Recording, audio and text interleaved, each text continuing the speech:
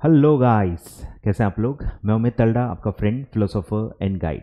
तो ये है part 2 of CMSL December 25 amendments. ठीक है, पार्ट 1 ICDR के अमेंडमेंट्स ऑलरेडी मैं डाल चुका हूँ। इस पार्ट में पूरे LODR के जो अमेंडमेंट्स हैं वो हम डिटेल में डिस्कस करेंगे, और उसके अलावा जो छोटे मोटे और अमेंडमेंट्स हैं इन द अदर चैप्टर्स वो पार्ट 3 में आएगा। ठीक है, तो पार्ट 2 ये जो है LODR काफ़ी ज़्यादा इम्पॉर्टेंट है। काफ़ी इम्पॉर्टेंट अमेंडमेंट्स इसमें आए हैं जो हम डिटेल में डिस्कस करेंगे। चलिए, तो फटाफट वीडियो लाइक कर देना और अपने फ्रेंड्स के साथ ज़रूर शेयर करना। आ जाइए, तो आपके सप्लीमेंट पे आ जाइए, लेसन 11 LODR रेगुलेशंस। ठीक है, तो जो दिसंबर के लिए रेलिवेंट है वो हम डिस्कस करेंगे। ठीक है, आ जाओ।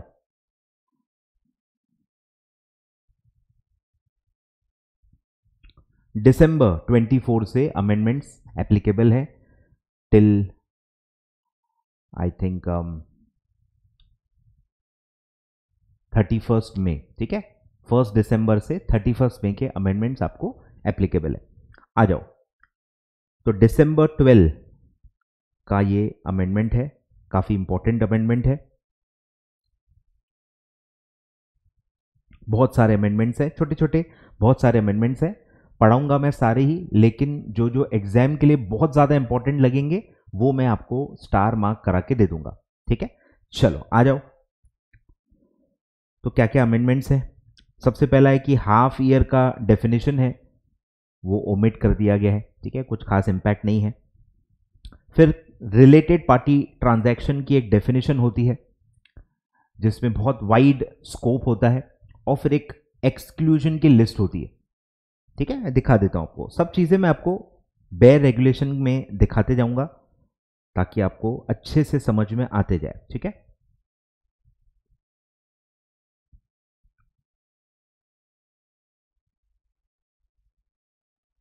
ये है, दिख रहा है,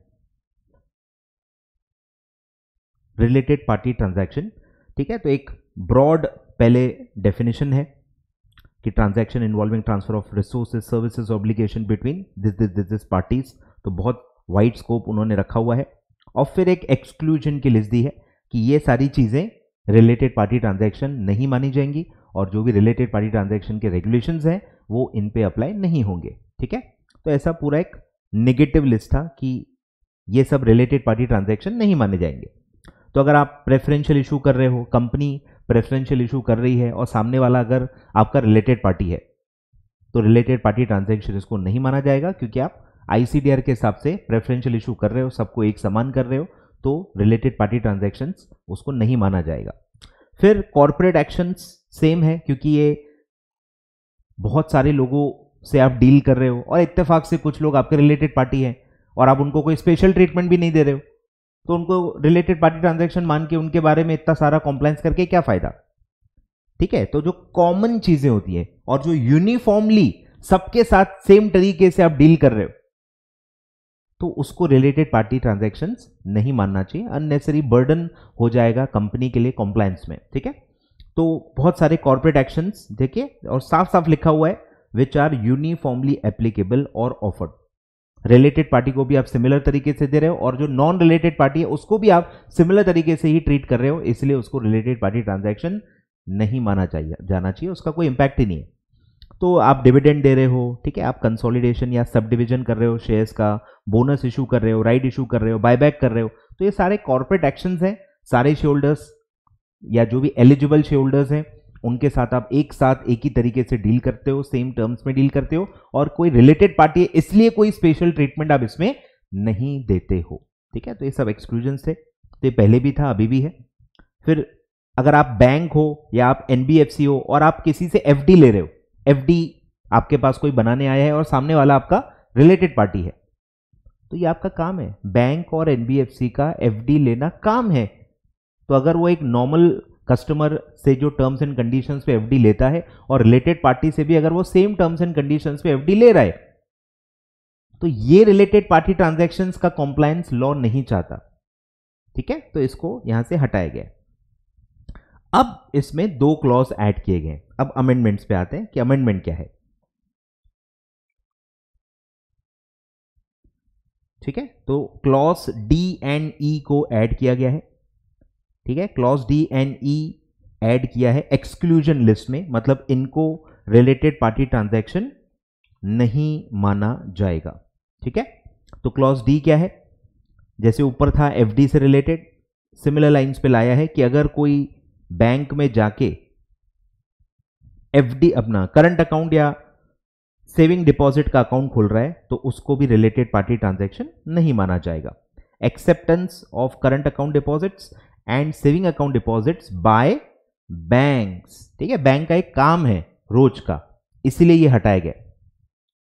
और इसके अलावा तो वैसे भी कोई करंट अकाउंट और सेविंग डिपॉजिट अकाउंट ले भी नहीं सकता, आरबीआई ने जिनको अलाउ किया है बैंक को ही अलाउ किया है। तो बैंक अगर किसी से भी करंट अकाउंट डिपॉजिट्स ले रही है, सेविंग अकाउंट डिपॉजिट्स ले रही है, आरबीआई के नॉर्म्स के हिसाब से ले रही है, तो उसको रिलेटेड पार्टी ट्रांजैक्शन नहीं माना जाएगा। और सी एंड डी ये जो क्लॉज है, एफडी करंट अकाउंट और सेविंग अकाउंट, ठीक है, करंट अकाउंट सेविंग अकाउंट को आप क्या कहते हो, CASA, current account saving account CASA. तो एफडी और कासा में जो एक्सेप्टेंस ऑफ डिपॉजिट्स हैं उसी के अंदर पेमेंट ऑफ इंटरेस्ट भी इंक्लूडेड है, मतलब पेमेंट ऑफ इंटरेस्ट को भी रिलेटेड पार्टी ट्रांजैक्शन नहीं माना जाएगा, ठीक है। तो ये एक ही सीक्वेंस में हो गया।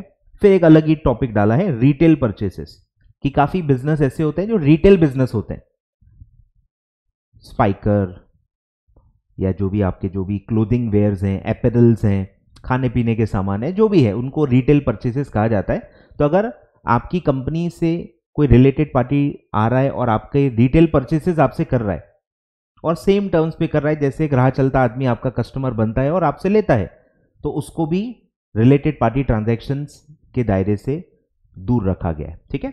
रिटेल परचेसेस का मतलब ही क्या है कि छोटे छोटे परचेस है, रैंडम, जैसे आप कोई भी प्रोडक्ट कंज्यूम करते हो वैसा, उसको कहते हैं रिटेल परचेस, अमाउंट जिसका छोटा होता है। Retail purchases from any listed entity or its subsidiaries bye, एक पार्टी तो आपकी कंपनी हो गई, दूसरी पार्टी कौन है, आपका कस्टमर कौन है, बाय इट्स डायरेक्टर्स। आपका डायरेक्टर यानी स्पाइकर का डायरेक्टर स्पाइकर जीन्स अगर लेने जाएगा तो उसको रिलेटेड पार्टी ट्रांजैक्शन नहीं माना जाएगा। कोई वॉच वाला है, उस कंपनी का डायरेक्टर है, उसी कंपनी का जाके वॉच खरीदता है, तो उसको भी रिलेटेड पार्टी ट्रांजैक्शन नहीं माना जाएगा।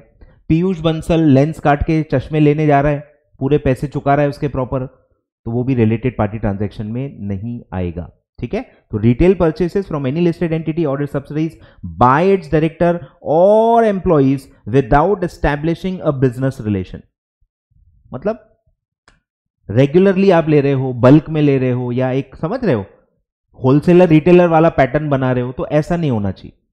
नॉर्मल रिटेल परचेज जैसे होता है, जैसे मैं चश्मा लेने जाऊंगा 5-6 महीने में, एक आध साल में एक आध चश्मा लूंगा, शौकीन हूं तो हर महीने लूंगा, ठीक है, पर उसके अलावा नहीं, बहुत बल्क में या कोई और अदर टाइप का कोई बिजनेस रिलेशन आप क्रिएट कर रहे हो, ऐसा नहीं होना चाहिए। एक रेगुलर रिटेल ट्रांजैक्शन जैसा होता है वैसा वो होना चाहिए, तो वो एक्सक्लूड किया जाएगा।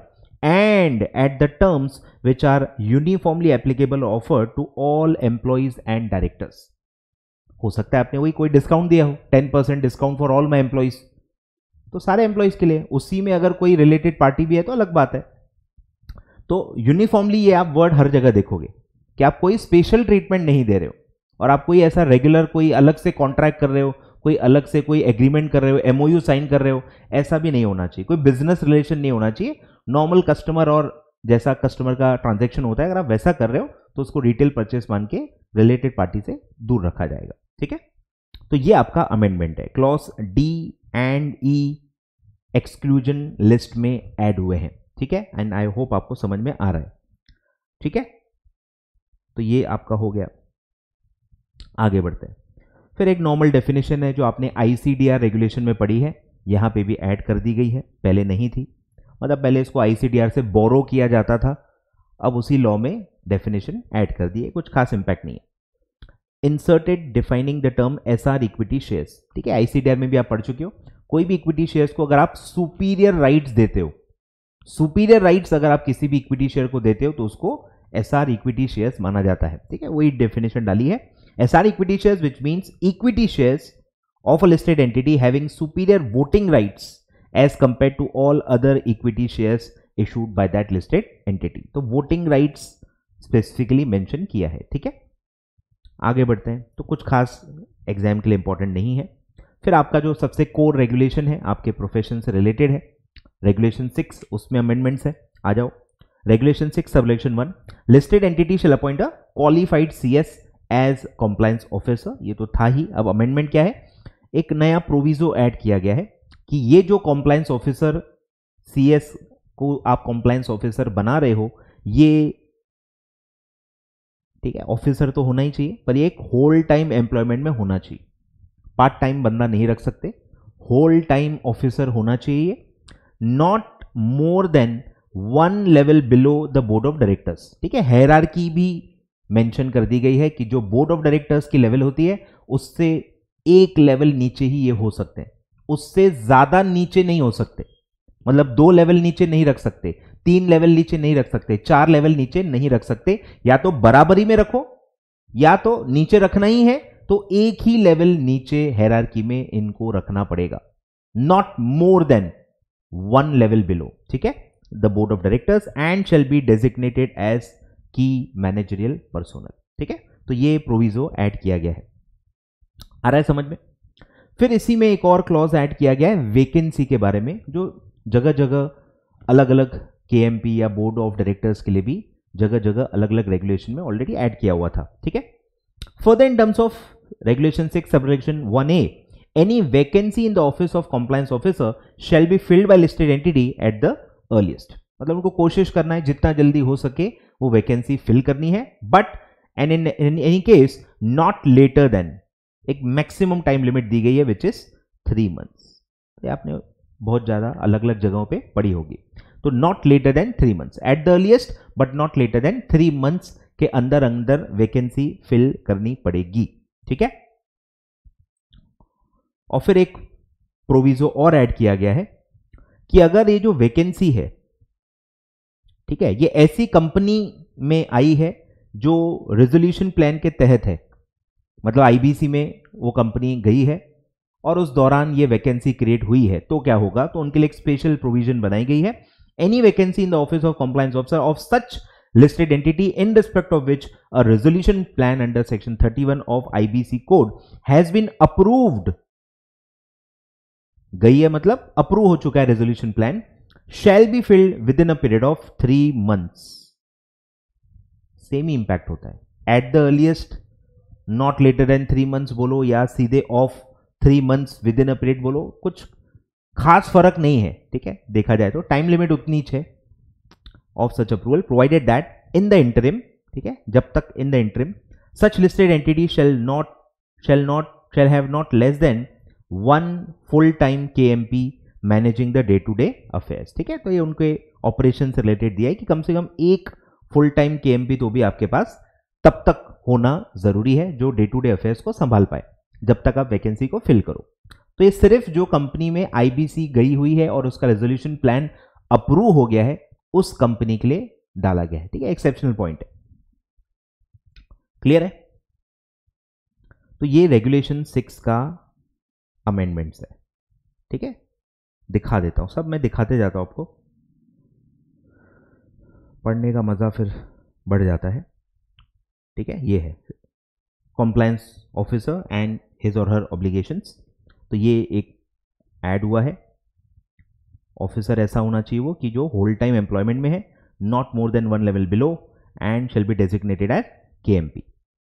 फिर है वैकेंसी क्रिएट होती है और वो रेजोल्यूशन प्लान उसका अप्रूव हो गया है तो 3 मंथ्स के अंदर अंदर वो करना है, और इंटरिम में जब तक एक कम से कम फुल टाइम केएमपी होना चाहिए जो डे टू डे अफेयर्स को देख पाए। ठीक है, ये ऐसा क्लॉज 1B ऐड हुआ है। तो ये आपका रेगुलेशन 6 के अमेंडमेंट्स हो गए। ठीक है, एक एक एक एक एक अच्छे अच्छे से पढ़ते जाओ, देखते जाओ और आगे बढ़ते जाओ। रेगुलर नोट्स होंगे तो उसमें भी जो भी है मार्किंग करते जाओ, और जो सप्लीमेंट है उसका प्रिंट आउट तो आपको लेना ही पड़ेगा। ठीक है, ये जो सप्लीमेंट आईसीएसआई का है ये प्रॉपर पूरा आप प्रिंट करो, जो जो 6 महीने के रेलेवेंट इसमें आ रहे हैं उसको टिक करते जाओ और उसको अच्छे से डिटेल में कवर करो। ठीक है, आगे बढ़ते हैं। अब आ जाओ रेगुलेशन 7।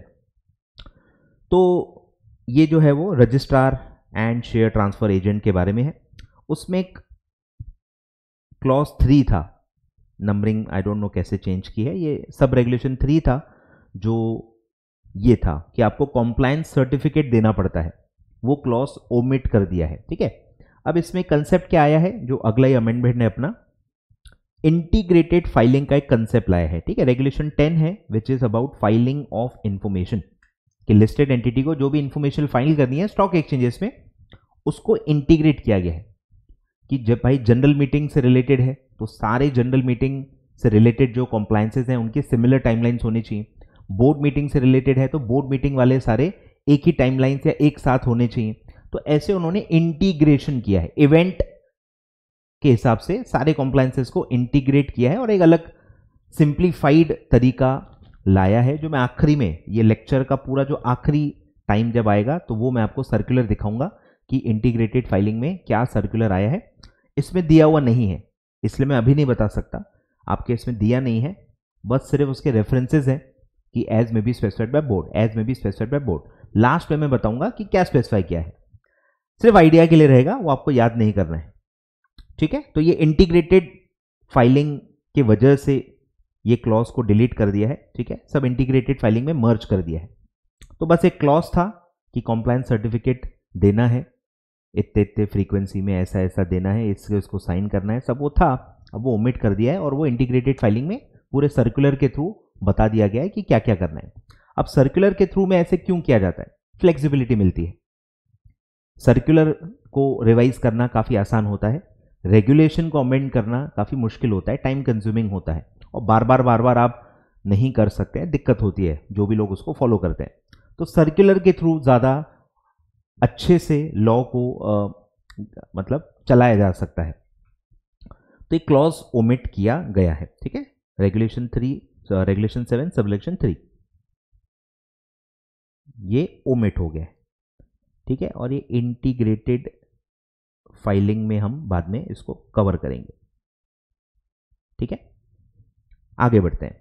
फिर जो मैंने बताया रेगुलेशन 10 में 1A इंसर्ट किया गया है और जिसमें बताया गया है कि बोर्ड इंटीग्रेटेड फाइलिंग लागू कर सकता है। ठीक है, बोर्ड में इनेबल, ठीक है, पावर ले रहे हैं, बोर्ड में enable integrated filing of periodic reports, statements, documents, any other information required to be filed by listed entity under the act, यानी SEBI act, SEBI regulations made thereunder in the format and within the timelines as may be specified. तो ये वाला part जो है ये मैं last में बताऊंगा अच्छे से। ठीक है, आगे बढ़ते हैं। फिर है रेगुलेशन 13 सब रेगुलेशन 3, ये है इन्वेस्टर ग्रीवाइंस रिड्रेसल के बारे में, ये भी इंटीग्रेटेड फाइलिंग से ही रिलेटेड है। इसमें भी चेंज कुछ नहीं है, पहले एक फिक्स टाइम था जो रेगुलेशन के अंदर ही दिया गया था, अब वो टाइम लिमिट सिर्फ हटा दिया गया है और वो इंटीग्रेटेड फाइलिंग में मर्ज किया गया है। तो पहले भी ये सब पहले से ही था कि listed entity shall file with the recognised stock exchange on a quarterly basis a statement, आपको इन्वेस्टर ग्रीवाइंसेस का एक स्टेटमेंट फाइल करना पड़ता है, ओपनिंग में कितना है, नए कंप्लेंट्स कितने आए, जो कंप्लेन रिजॉल्व हो गए वो माइनस करो, और at the end of the quarter कितने कंप्लेंट्स अभी भी आउटस्टैंडिंग है, ऐसा एक स्टेटमेंट आपको देना पड़ता है क्वार्टरली बेसिस पे, detailing the redressal of investor grievances in such form and within the timelines as may be specified. तो जगह जगह पे ये रेफरेंसेस हैं, मतलब सर्कुलर के थ्रू ये अब सब चीजें बताई जाएंगी, ये उसका मतलब है। ठीक है, ये आपको जगह जगह मिलेंगे। क्लियर है, आगे बढ़ते हैं। फिर एक मटेरियल सब्सिडी की आप डेफिनेशन पढ़ते हो, ठीक है, 10% का जो क्लॉज आप पढ़ते हो तो उसमें इनकम वर्ड लिखा हुआ है, अब उसको टर्नओवर वर्ड में सब्सटीट्यूट कर दिया है, इनकम की जगह टर्नओवर वर्ड को सब्सटीट्यूट कर दिया गया है। आइए देख लेते हैं।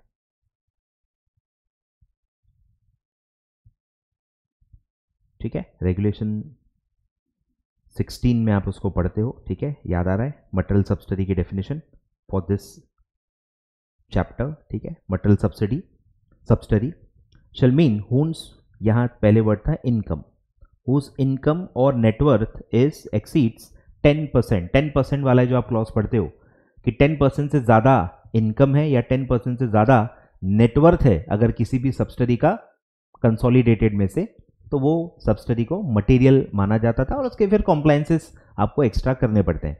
तो सिर्फ इनकम वर्ड को सब्सटीट्यूट करके टर्नओवर वर्ड डाला है, ज़्यादा ब्रॉड वर्ड है टर्नओवर, जो ट्रेडिंग वाले कंपनीज है वो भी आ जाते हैं, हर टाइप के कंपनीज में टर्नओवर वर्ड फिट बैठता है, ठीक है। तो उसको इम्प्रोवाइज कर दिया है, ठीक है। कुछ खास बहुत बड़ा इम्प्लीकेशन नहीं है, छोटे छोटे मतलब इंप्रूवमेंट्स हैं जो चलते रहते हैं। आगे बढ़ते हैं। फिर एक डेफिनेशन था सीनियर मैनेजमेंट का, उसमें आप पूरी डेफिनेशन पढ़ चुके हो कि ऑफिसर्स एंड पर्सनल्स, ठीक है, जो कोर मैनेजमेंट टीम का पार्ट है, लेकिन बोर्ड ऑफ डायरेक्टर्स छोड़ के, बोर्ड ऑफ डायरेक्टर्स उसमें नहीं आएंगे। बोर्ड ऑफ डायरेक्टर्स के नीचे जो भी लोग होते हैं, जो कोर मैनेजमेंट का टीम का पार्ट है, जो फंक्शनल हेड्स हैं, वो सब इसमें आते हैं, ठीक है। पूरी डेफिनेशन सेम ही है।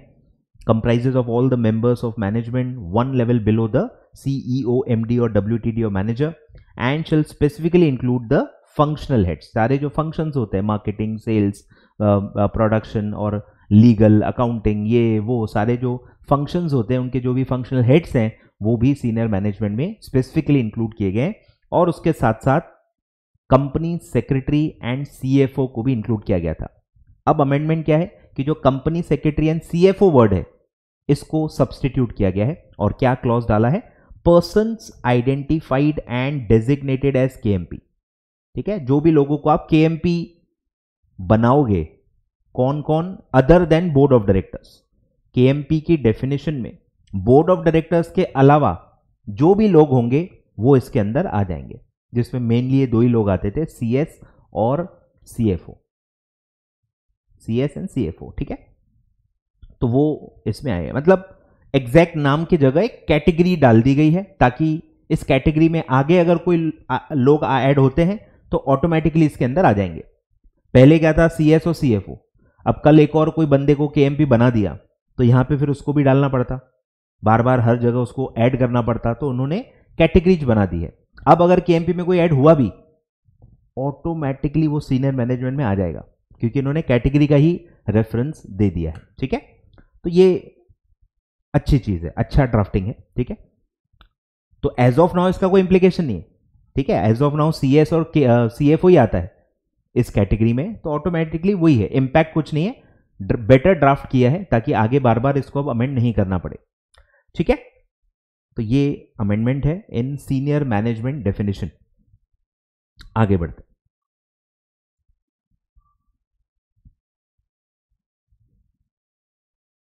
फिर आगे बढ़ते हैं 17(1)(a), रेगुलेशन 17(1)(a। तो इसमें एक आप क्लॉज पढ़ते हो कि जो भी आपका नॉन एग्जीक्यूटिव डायरेक्टर है उसकी एक मैक्सिमम एज की लिमिट है। क्या है, 1A, ये है 1A, ठीक है। कि जो नॉन एग्जीक्यूटिव डायरेक्टर है वो डायरेक्टरशिप कब तक कंटिन्यू कर सकता है, 75 ईयर्स की एज तक, ठीक है। नॉर्मल क्लॉज है। फिर उसमें एक्सेप्शन आता है, ठीक है, कि अप्रूवल लेके आप हायर एज का भी पर्सन रख सकते हो, ठीक है। क्लॉज पहले पढ़ लो। No listed entity shall appoint a person or continue the directorship of any person as a non executive director who has attained the age of 75 years unless, ठीक है, 75 ईयर्स के एज से ज्यादा एज्ड पर्सन भी appoint किया जा सकता है। कंप्लायंस क्या है, SR पास करना पड़ेगा। SR is required pass to that effect in case explanatory statement and action notice of such motion shall indicate the justification, कि क्यों इतना एज्ड, इतना सीनियर पर्सन आपको उसकी जरूरत है, ठीक है। अब इसमें एक प्रोविजो डाला गया है, एक क्लैरिफिकेशन डाला गया है, provided that listed entity shall ensure compliance. क्या एंश्योर कॉम्प्लायंस, SR जो पास करना है, SR पास करना ही कॉम्प्लायंस है। तो SR जो आप पास कर रहे हो वो पास करते समय आपको एक बात का ध्यान रखना है, ठीक है। क्या है, shall ensure compliance with this sub regulation at the time of appointment or reappointment, ठीक है। पहली बार अपॉइंट कर रहे हो तो भी चलता है, आप रीअपॉइंट कर रहे हो तो भी चलता है, और एनी टाइम। लेकिन ये जो भी है इवेंट, जब भी ये कॉम्प्लायंस करो कोई दिक्कत नहीं है। एक ही बात का ध्यान रखना है, prior to the non executive director attaining the age of 75 years. 75 years जब तक उसका होता नहीं, हैप्पी बर्थडे टू यू नहीं होता, उसके पहले ही ये हो जाना चाहिए। अगर उसका हैप्पी टू यू हो गया उसके बाद आप SR पास करोगे तो वो कोई काम का नहीं है। जब वो 75 का नहीं हुआ है तब भी एसआर पास कर दो। समझ रहे हो, मतलब ये कितना स्ट्रिक्ट है कि चलो 75 का हो गया बाद में पास करते हैं, ऐसा नहीं है। जब वो 75 का नहीं हुआ है तभी आप अप्रूवल ले लो, ठीक है। Any time prior to the non executive director attaining the age of 75 years. कुछ समझ में आ रहा है कि आपको पता है ना, आप अपॉइंट कर रहे हो 75, हैप्पी टू यू, उसका हो जाएगा, उसके बाद भी वो डायरेक्टर कंटिन्यू करेगा। तो अगर आपको पता है कि जिसको मैं अपॉइंट कर रहा हूं वो during the tenure of its directorship 75 cross हो जाएगा, पता होता ही है ना, जितना उसका टेन्योर है, जितने टेन्योर के लिए आप अप्लाई कर रहे हो उसका हैप्पी टू यू क्या है, आधार पैन में दिख रहा है ना। तो जब आपको पता है कि ये होने वाला है तो वो उसके हैप्पी बर्थडे से पहले ही एसआर पास करना है, ठीक है, बाद में नहीं चलेगा। तो ये टाइमिंग को लेके काफी स्ट्रिक्ट कॉम्प्लायंस इसको एंश्योर किया गया है, ठीक है। आगे बढ़ते हैं, क्लियर है क्या? Prior to the director attaining the age of 75, उसके पहले ही एसआर पास हो जाना चाहिए। आगे बढ़ते हैं, फिर एक क्लॉज सब रेगुलेशन 1C, ठीक है, 1C को भी सब्सटीट्यूट किया गया है। तो क्या है, listed entity shall ensure the approval of shareholders for the appointment or reappointment of a person on the board of directors or as a manager is taken at the next general meeting or within a period of 3 months from the date of appointment whichever is earlier, ठीक है। जो ratification लेना होता है कि आपको shareholders का approval लेना होता है, आप अपॉइंट कर लो लेकिन शेयरहोल्डर्स का अप्रूवल लेना पड़ता है, ठीक है, यानी बाद में आप ले सकते हो, इसको कहते हैं रेटिफिकेशन। तो ये रेटिफिकेशन का क्लॉज है कि आप अपॉइंट कर लो, कोई दिक्कत नहीं है, लेकिन शेयरहोल्डर्स का अप्रूवल आपको 3 मंथ्स के अंदर तो लेना ही पड़ेगा, ठीक है। तो नेक्स्ट जनरल मीटिंग आपकी जब भी है या 3 months which ever is earlier, ठीक है। तो नेक्स्ट जनरल मीटिंग 2 महीने के बाद ही है, तो जो भी नेक्स्ट जनरल मीटिंग है उसी में आप कर लो, विच एवर इज अर्लियर। मेरी अगली जनरल मीटिंग 6 महीने बाद है तो 3 महीने के अंदर ही extraordinary general meeting hold करके 3 महीने के अंदर ही पास करना पड़ेगा, ठीक है, which ever is earlier. I hope आप समझ रहे हो। अब ये 1C जो है इसमें कुछ खास चेंज नहीं है, रीड्राफ्ट किया गया है, एक क्लॉज को अलग करके एक सेपरेट सब रेगुलेशन बना दिया है। जो प्रोविजो में था, प्रोविजो में कहीं खो गया था, उसको सब रेगुलेशन बना के उसको थोड़ा एक अलग इंपॉर्टेंस दिया हुआ है, ठीक है। तो है सब वही, कुछ ऐसा अमेंड नहीं है, थोड़ा सा उन्होंने कैटेगराइज किया है इसको प्रॉपर्ली। तो ये रेगुलर नॉर्मल क्लॉज है कि नेक्स्ट जनरल मीटिंग और 3 मंथ्स विच इज अर्लियर, इसके अंदर आपको अप्रूवल लेना है, ठीक है, बोर्ड ऑफ डायरेक्टर्स या मैनेजर के अपॉइंटमेंट के लिए, ठीक है। Provided that if such appointment or reappointment of a person to the board of directors or manager is subject to approval of regulatory, government or statutory authority, ठीक है, यानी आपकी जो कंपनी है वो गवर्नमेंट कंपनी है या कुछ और सेक्टर से रिलेटेड सेक्टोरल रेगुलेशंस हैं कि आपको सेक्टरल रेगुलेटर जो है, ट्राई है, आपका जो भी अलग अलग सेक्टर के जो रेगुलेटर्स हैं, PFRDA है, आपका LIC हो गया, या LIC तो नहीं आएगा, जो भी आपके रेगुलेटर्स हैं, सेक्टोरल रेगुलेटर्स, ठीक है, वो रेगुलेटर्स का भी अगर अप्रूवल लगता है, जैसे RBI हो गया वैसे, तो उस केस में क्या होगा, तो जो टाइम लगेगा अप्रूवल लेने के लिए, सेक्टोरल रेगुलेटर का अप्रूवल लेने के लिए भी तो बहुत समय लगेगा। आपने मेरे को टाइम दिया 3 महीने, अब 3 महीने के अंदर मेरे को अप्रूवल कैसे मिलेगा?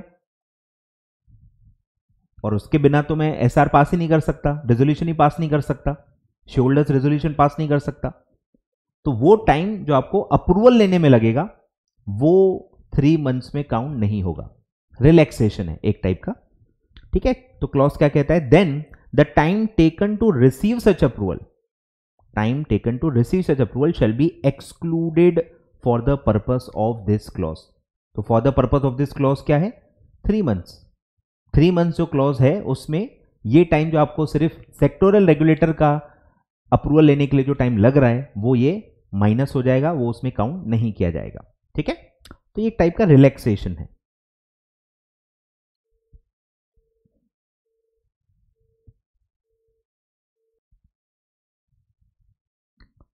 ठीक है, तो इसको रिलैक्सेशन के एंगल से आपको पढ़ना है।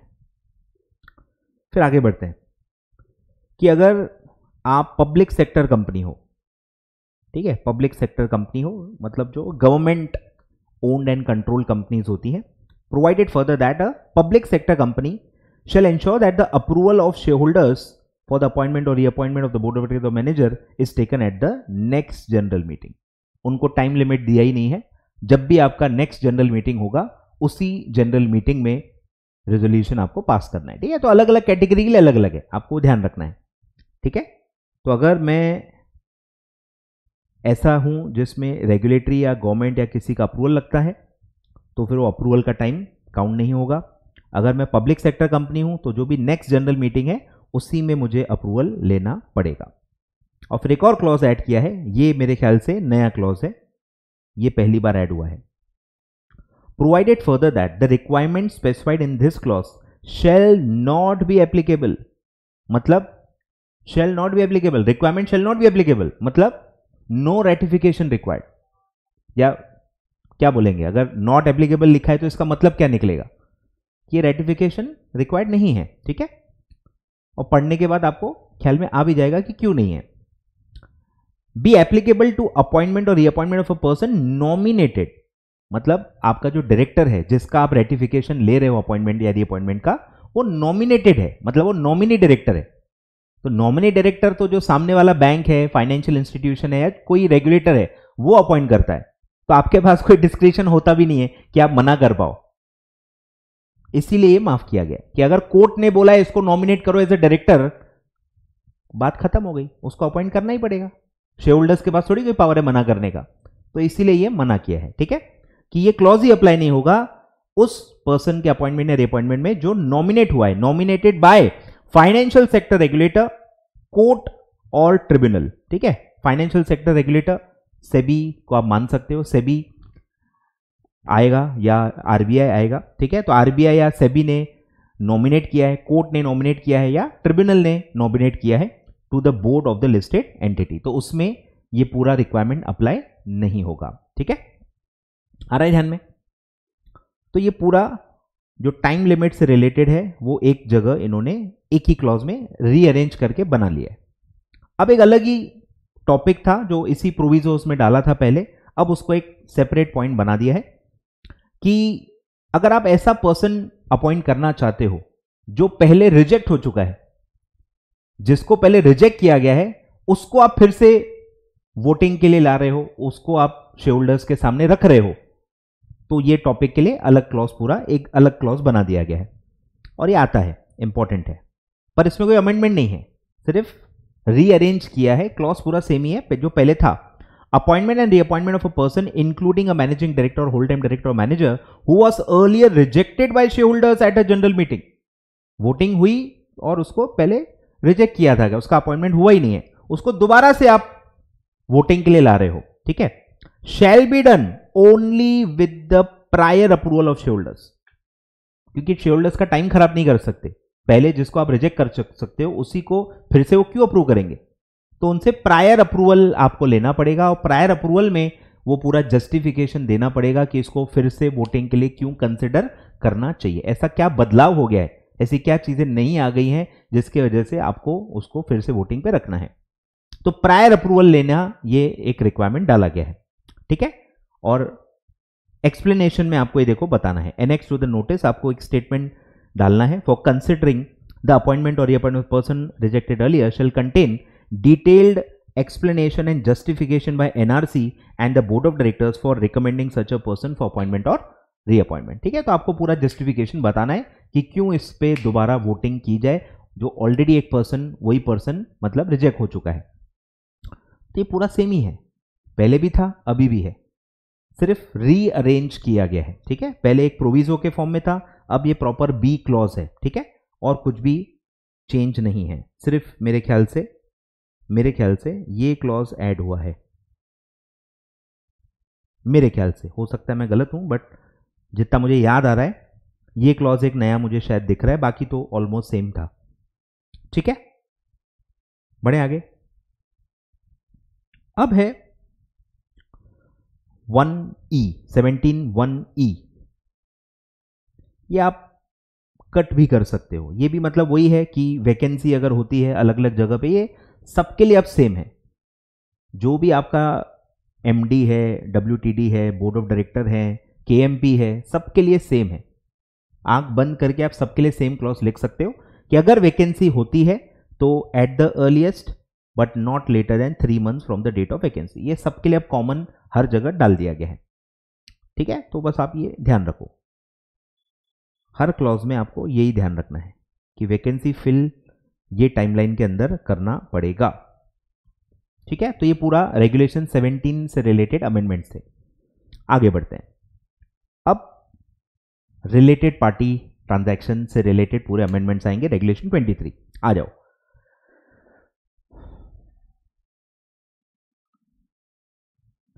चलिए बढ़े आगे, आ जाइए। Regulation 23 related party transactions. तो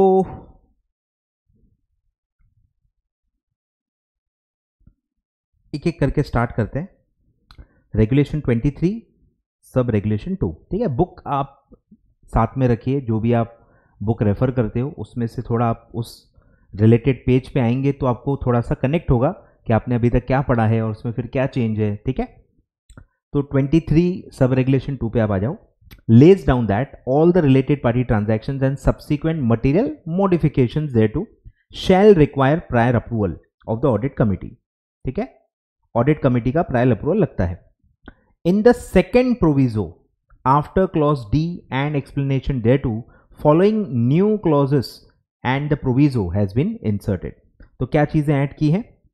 क्लॉज ई है, remuneration and sitting fee paid by the listed entity or its subsidiaries to directors, KMP or senior management except who is a part of promoter and promoter group, ठीक है। तो आप transaction पहले समझ लो, transaction है sitting फी का, ठीक है। Sitting fee and remuneration, sitting fee and remuneration paid to the directors, KMP और सीनियर मैनेजमेंट, ठीक है। इन लोगों को जो भी कंपनी या सब्सिडरी उनके डायरेक्टर्स को जो पे कर रहे हैं, एक्सेप्ट जो प्रमोटर या प्रमोटर ग्रुप का पार्ट भी है, ठीक है। आपको पता ही है प्रमोटर डायरेक्टर काफी कॉमन होते हैं, डायरेक्टर भी है प्रमोटर भी है, ऐसे काफी लोग होते हैं।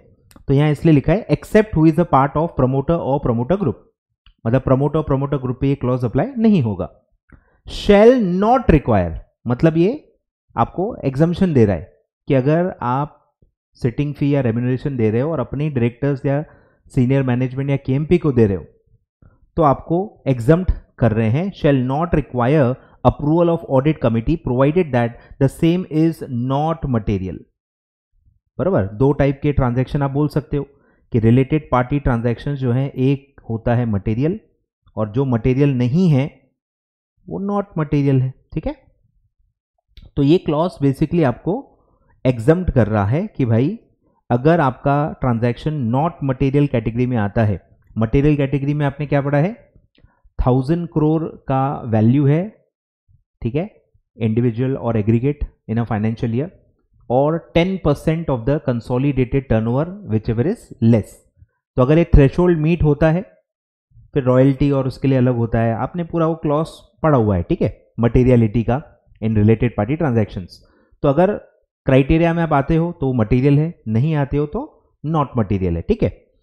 तो नॉट मटेरियल है और सिटिंग फी या रेम्यूनरेशन का मतलब ट्रांजैक्शन है, तो आपको प्रायर अप्रूवल लेने की जरूरत नहीं है, ठीक है।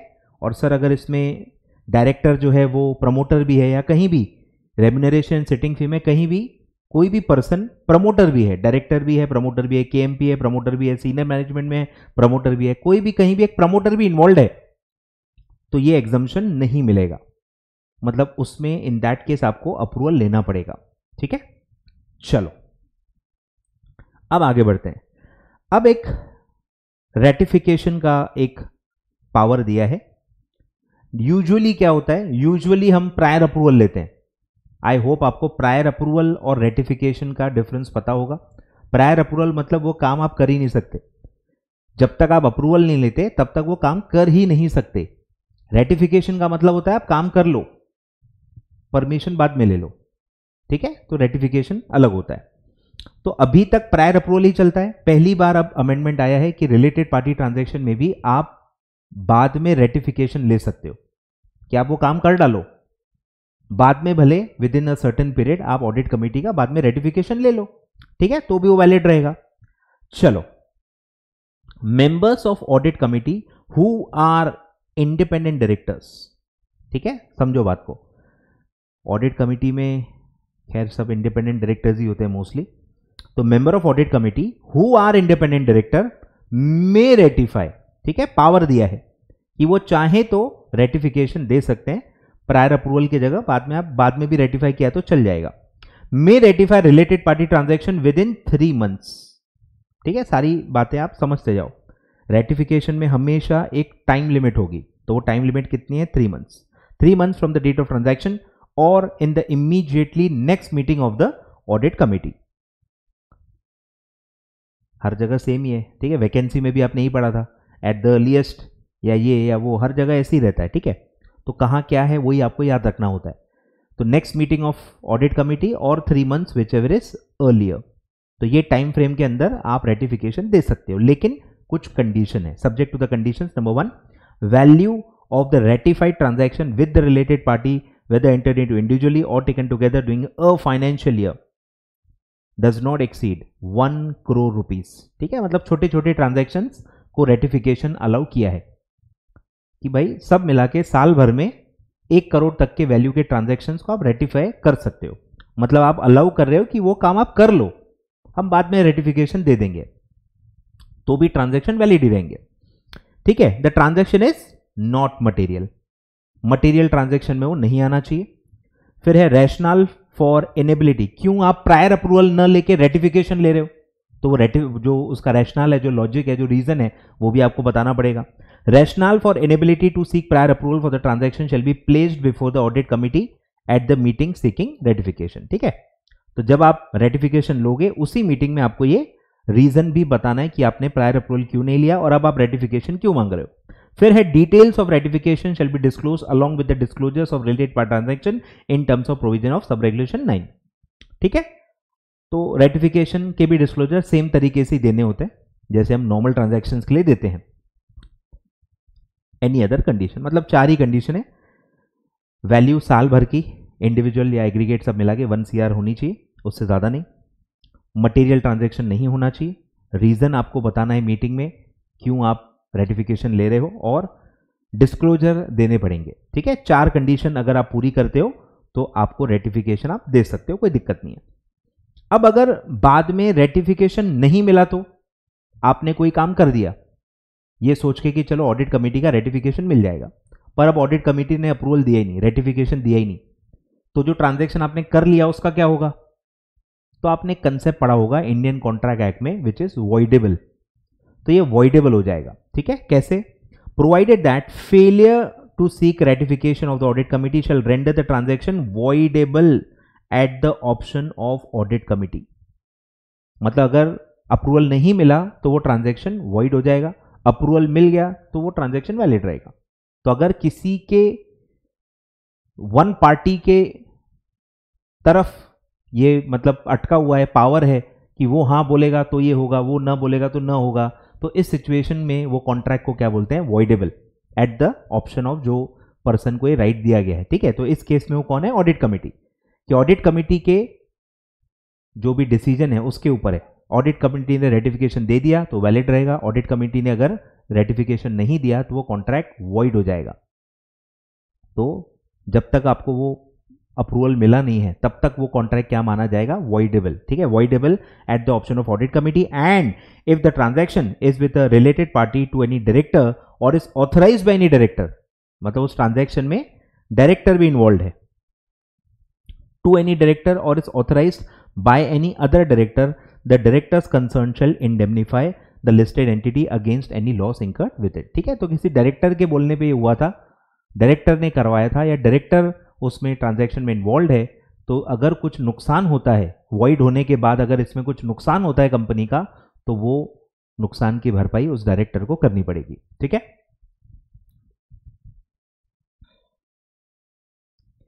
आगे बढ़ते हैं।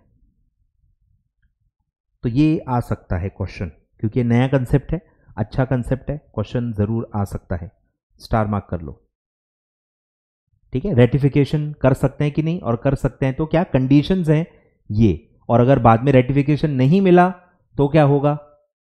तो वो जो लास्ट पैराग्राफ है वो होगा ये वाला। तो ऐसे प्रॉपर केस स्टडी बना के इस पे क्वेश्चन पूछा जा सकता है। ठीक है, कि रेटिफिकेशन कर सकते हैं कि नहीं कर सकते हैं, तो कितने समय के अंदर कर सकते हैं, फिर क्या कंडीशंस हैं, और अगर रेटिफिकेशन नहीं मिलता है तो क्या होगा। ऐसे प्रॉपर 4 सब क्वेश्चन बना के मस्त केस स्टडी बन सकती है। ठीक है, अच्छे से पढ़ के जाना। आगे बढ़ते हैं।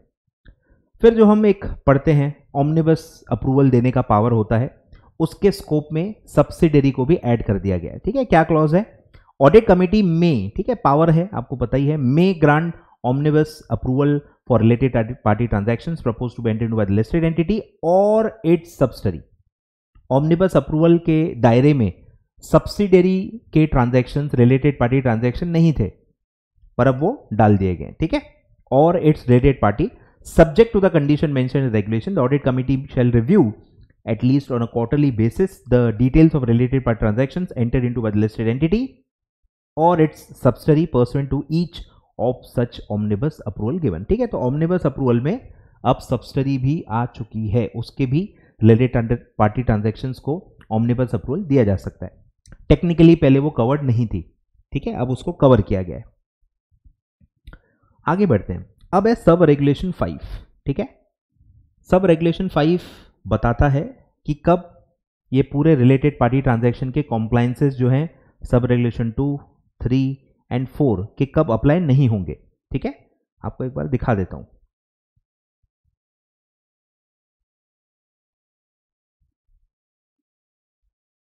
ठीक है, तो 1 तो कंपनी के ऊपर है कि भाई आपको पॉलिसी बनानी है। ठीक है, ये तो हमेशा आपको फॉलो करनी ही है, इसका कोई एग्जम्पशन नहीं है। ठीक है, जो 2 है, ठीक है, कौन कौन से नहीं अप्लाई होते हैं, 2, 3 एंड 4। ठीक है, 2, 3 एंड 4 ये 3 चीजें कब अप्लाई नहीं होती। ठीक है, ये वाला है, provisions of 2, 3 and 4 shell not be applicable in the following cases. तो इसमें पहले ए, बी, सी ये 3 ऑप्शंस ऑलरेडी थे कि अगर ट्रांजैक्शन 2 पीएसयू के बीच में है तो ये सब कॉम्प्लायंसेस करने की जरूरत नहीं है। फिर अगर एक side transaction is entered between a holding company and its wholly owned subsidiary whose accounts are consolidated, तो wholly owned subsidiary and holding company के बीच के ट्रांजैक्शन है तो उसमें भी ये कॉम्प्लायंसेस करने की जरूरत नहीं है। या अगर 2 होल्ली ओन सब्सिडरीज हैं, समझ रहे हो, एक होल्डिंग है उसके 2 या 2 से ज्यादा होल्ली ओन सब्सिडरीज हैं और वो आपस में ट्रांजैक्शंस कर रहे हैं, तो उसमें भी ये कॉम्प्लायंसेस अप्लाई नहीं होंगे। मतलब सब ग्रुप कंपनीज वाले दोनों पॉइंट ये कवर्ड हैं और पब्लिक सेक्टर कंपनीज को कवर किया गया है। अब इसमें 2 पॉइंट और ऐड हुए हैं। ठीक है, पहला है transactions which are in nature of payment of statutory dues, statutory fees और स्टैट्यूटरी चार्जेस। अगर आप गवर्नमेंट को कोई भी ये चार्जेस भर रहे हो तो भले आप रिलेटेड पार्टी होंगे, लेकिन स्टैट्यूटरी चार्जेस अगर आप भर रहे हो तो वो कॉम्प्लायंसेस के नजर में मतलब आपको माफ किया गया है कि सिर्फ स्टैट्यूटरी फीस आप भर रहे हो इसलिए आप इसके दायरे में आ रहे हो, तो आपको कॉम्प्लायंसेस करने की जरूरत नहीं है। ठीक है, तो स्टैट्यूटरी चार्जेस और स्टैट्यूटरी फीस और statutory dues entered into between an entity, कोई भी हो सकती है entity on one hand and the central government और स्टेट गवर्नमेंट और combination thereof on the other hand.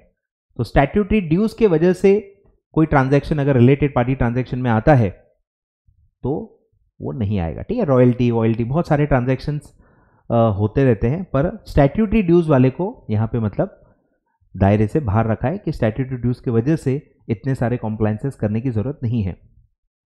और सेकंड है transactions enter into between a public sector company on one hand and central or state government on the other hand. ठीक है, public sector company भी government की है और दूसरी तरफ सेंट्रल गवर्नमेंट या स्टेट गवर्नमेंट है, तो इनके बीच के भी कुछ ट्रांजैक्शंस हैं। कोई भी ट्रांजैक्शन, ध्यान दो ऊपर जो है वो नेचर ऑफ ट्रांजैक्शन स्पेसिफाई किया गया है, नेचर ऑफ ट्रांजैक्शन फिक्स है कि स्टैट्यूटरी ड्यू, स्टैट्यूटरी फी या स्टैट्यूटरी चार्ज का ही ट्रांजैक्शन होना जरूरी है।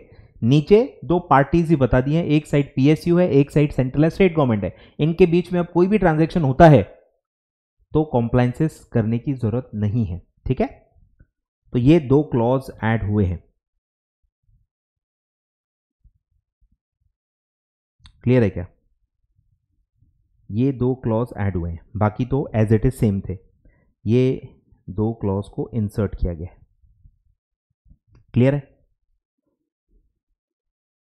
और एक लास्ट है रिलेटेड पार्टी ट्रांजैक्शन में सब रेगुलेशन 9, उसके अंदर एक प्रोविजो ऐड किया गया है, remuneration and sitting fee paid by listed company और इट्स सब्सिडी टू डायरेक्टर और केएमपी और सीनियर मैनेजमेंट एक्सेप्ट, ठीक है, हमने पढ़ लिया था, शेल नॉट रिक्वायर डिस्क्लोजर, ठीक है, प्रायर अप्रूवल तो चाहिए ही नहीं, ठीक है, दोनों चीज से देखो माफ किया गया है। ऊपर क्या था, ऊपर बोले कि आप लोग प्रायर अप्रूवल मत लो, ठीक है, प्रायर अप्रूवल लेने की जरूरत नहीं है, ये वाला shall not require approval of audit committee, और नीचे बोलते हैं कि उसको डिस्क्लोज भी मत करो, दोनों तरफ से एग्जम्पशन दे दिया है, शेल नॉट रिक्वायर डिस्क्लोजर। आए ध्यान में, दोनों कनेक्टेड है, एक में ऑडिट कमिटी का अप्रूवल लेने से मना किया हुआ है और एक में डिस्क्लोजर देने से भी मना किया है, ठीक है, तो सेम, पूरा सेम ट्रांजैक्शन है, मटेरियल नहीं होना चाहिए, ठीक है। ट्रांजैक्शन किसके बीच में, कंपनी या सब्सिडरी ऑन वन हैंड और उसके डायरेक्टर्स, सीनियर मैनेजमेंट या KMP on the other hand, बस वो डायरेक्टर, केएमपी, सीनियर मैनेजमेंट में कोई भी प्रमोटर या प्रमोटर ग्रुप को बिलोंग नहीं करना चाहिए, और ये जो ट्रांजैक्शन है ये मटेरियल नहीं होना चाहिए, तो आपको न तो अप्रूवल लेना है न तो डिस्क्लोजर देना है, ठीक है। चलो, तो ये पूरा रिलेटेड पार्टी ट्रांजैक्शन से रिलेटेड अमेंडमेंट था। अब आते हैं सबसे इंपॉर्टेंट अमेंडमेंट में, जो आपको पता ही होगा, वो है सेक्रेटेरियल ऑडिट एंड सेक्रेटरियल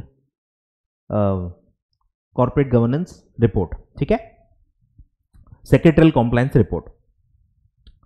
तो इसमें जो अमेंडमेंट हुआ है रेगुलेशन 24A, ठीक है, जैसे आपने कंपनीज एक्ट में पढ़ा होगा, स्टैट्यूटरी ऑडिटर्स को लेके जो पूरा प्रोसीजर होता है, स्टैट्यूटरी ऑडिटर्स को जो लेवल का इंडिपेंडेंस के जो क्राइटेरियाज दिए गए हैं, इंश्योर किया गया है कि जो स्टैट्यूटरी ऑडिटर्स होते हैं वो इंडिपेंडेंट होने चाहिए, कोई भी तरीके से कोई भी कनेक्शन, कोई भी डिपेंडेंसी कंपनी या उससे रिलेटेड नहीं होनी चाहिए। वैसे क्लॉजेस सेक्रेटेरियल ऑडिटर के लिए नहीं थे, क्योंकि उनके अपॉइंटमेंट बोर्ड ऑफ डायरेक्टर करते थे, जैसे इंटरनल ऑडिट है बोर्ड ऑफ डायरेक्टर अपॉइंट करते हैं, तो उतना स्टैट्यूटरी नेचर का सिग्निफिकेंस नहीं दिया गया था सेक्रेटरियल ऑडिट को। बट समय के सामने सबको झुकना ही पड़ता है, समय है कि सेक्रेटरियल ऑडिट का भी बहुत ज़्यादा इंपॉर्टेंस होता है, कॉम्प्लायंस का ही जो सिग्निफिकेंस है वो काफ़ी ज़्यादा बढ़ते जा रहा है, जो भी स्टेक होल्डर्स हैं, जो भी रेगुलेटर्स हैं, हर तरफ से कॉम्प्लायंस सबको चेक किया जाता है और उसका बहुत ज़्यादा सिग्निफिकेंस बढ़ चुका है, और इसीलिए ऑडिटर्स पे वो सारे रूल्स भी लागू कर दिए गए हैं कि जो सेक्रेटरियल ऑडिट होगा अब वो शेयर होल्डर्स सब करेंगे, अपॉइंट करेंगे, और पूरा जो ऑडिटर है वो भी इंडिपेंडेंट होना चाहिए। इंडिपेंडेंस वाले जो क्राइटेरियाज थे वो भी सारे 1 to 1 सीधे के सीधे सिमिलर जो स्टैट्यूटरी ऑडिट में आपने पढ़े हुए हैं, सेम यहाँ पे सेक्रेटरियल ऑडिटर के लिए लाए गए हैं, ठीक है। चलो फटाफट पढ़ते हैं, इस पे भी 100% क्वेश्चन आ सकता है, अच्छे से पूरा डिटेल में पढ़ के जाना, लगभग सेम है जैसे कंपनीज एक्ट में आप स्टैट्यूटरी ऑडिट के प्रोविजंस पढ़ते हैं, सेम है। आ जाओ, रेगुलेशन 24A पूरा ही सब्सटीट्यूट कर दिया है, ठीक है, पूरा ही पढ़ो अच्छे से। तो लेट्स स्टार्ट। पहला है एप्लीकेबिलिटी, किसको सेक्रेटरियल ऑडिट करना है, every listed entity and it's material unlisted subsidiary. एक एक वर्ड का देखो इंपॉर्टेंस है, मटेरियल सब्सिडरी का डेफिनेशन आप पढ़ चुके हो, ठीक है, अनलिस्टेड होनी चाहिए और वो सब्सिडरी होनी चाहिए, तो आपकी सब्सिडरी है, अनलिस्टेड है और मटेरियल है, तो उनका भी सेक्रेटरियल ऑडिट आपको करवाना पड़ेगा। Incorporated in India, outside India incorporated तो रिक्वायरमेंट नहीं आएगी, इन इंडिया इनकॉर्पोरेट होना जरूरी है। Shall undertake secretarial audit by a secretarial auditor who shall be a peer reviewed company. अब क्योंकि इंपॉर्टेंस बढ़ गया है तो ये भी एक क्लॉज डाला गया है कि पीयर रिव्यूड कंपनी सेक्रेटरी ही होना चाहिए। पीयर रिव्यू मतलब क्या होता है कि भाई आप सेक्रेटरियल ऑडिट हो, आप ऑडिट करते हो, आईसीएसआई आपका ऑडिट करती है सीएस लोगों का कि वो अपना काम ढंग से कर रहे हैं कि नहीं, वो आईसीएसआई के रूल्स रेगुलेशंस पूरा फॉलो कर रहे हैं कि नहीं। ऑडिट एक प्रोसेस होता है, ऑडिट का जो प्रोसेस है, पूरा जो डॉक्यूमेंटेशन है, पूरे जो एविडेंसेस आपको लेने पड़ते हैं, पूरे जो डॉक्यूमेंट्स हैं और पूरी जो इन्फॉर्मेशन कलेक्ट करनी होती है वो properly as per the standards आप कलेक्ट कर रहे हो कि नहीं, आपका क्वालिटी कैसा है काम का, ऑडिट का काम का क्वालिटी कैसा है, वो पीयर रिव्यू में चेक किया जाता है। और अगर आपका काम अच्छा है, सारा डॉक्यूमेंटेशन, सारा प्रोसेस, हर चीज़ आप बहुत अच्छे से करते हो, तो आपको पीयर रिव्यू का सर्टिफिकेट दिया जाता है। ठीक है, तो बहुत इंपॉर्टेंस होता है इसका पीयर रिव्यू का। तो पीयर रिव्यूड कंपनी सेक्रेटरी ही यहां पे सेक्रेटरियल ऑडिट कर सकता है। ठीक है, and shall also annex secretarial audit report in such form as may be prescribe with the annual report. Annual report के साथ ही इसको अटैच करके शेयर होल्डर्स को देते हैं। तो सेक्रेटरियल ऑडिटर कौन है? सीएस इन प्रैक्टिस, या तो सीएस इन प्रैक्टिस या फिर कोई फर्म जिसमें company secretary in practice partners है।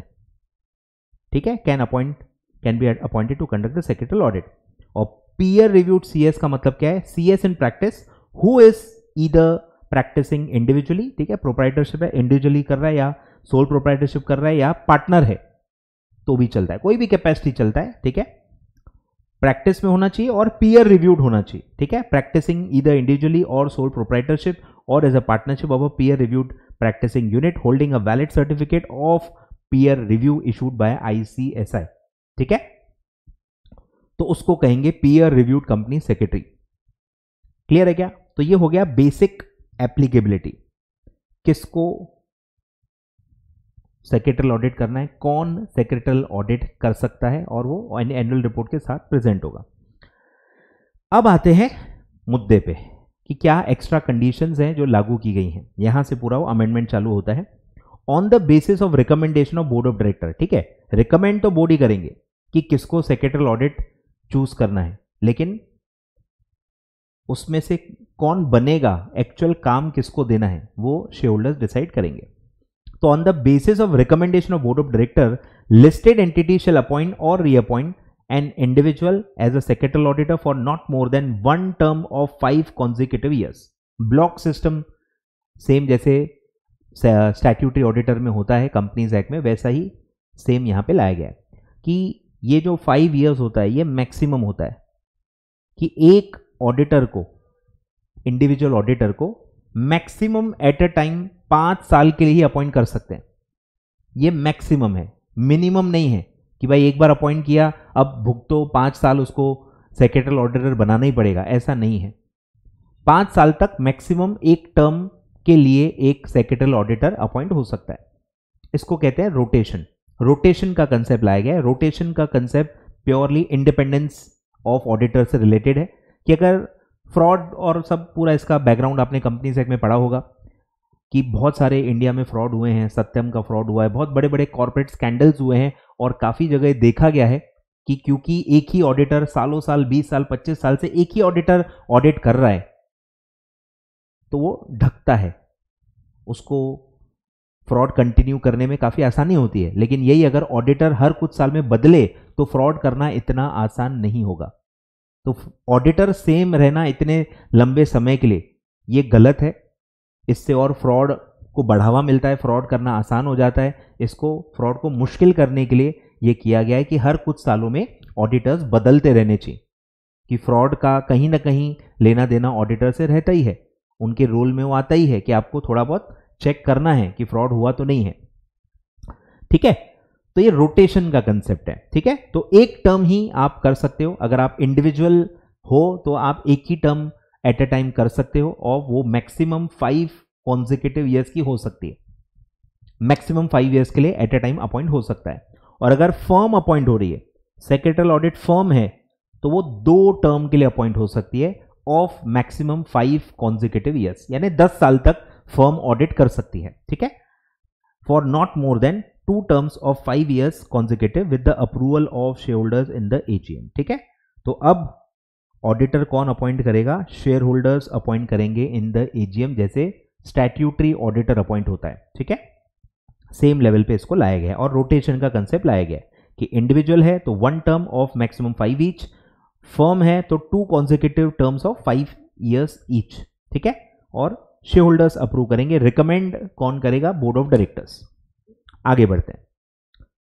Provided that individual secretarial auditor who has completed his or her term under clause subclause 1 of this clause shall not be eligible for reappointment as secretarial order in the same entity for 5 years from the completion of its term। यानी cooling period रहेगा। Rotation भाई एक time पे आपने 5 साल कर लिया, आप दूसरे को मौका दो, रोटेशन होगा। तब तक पहला ऑडिटर क्या होगा? कूलिंग पीरियड में रहेगा। वो अब अगले 5 साल तक फिर से ऑडिटर उसी एंटिटी का नहीं बन सकता, फिर उसके बाद बन सकता है। समझ रहे हो?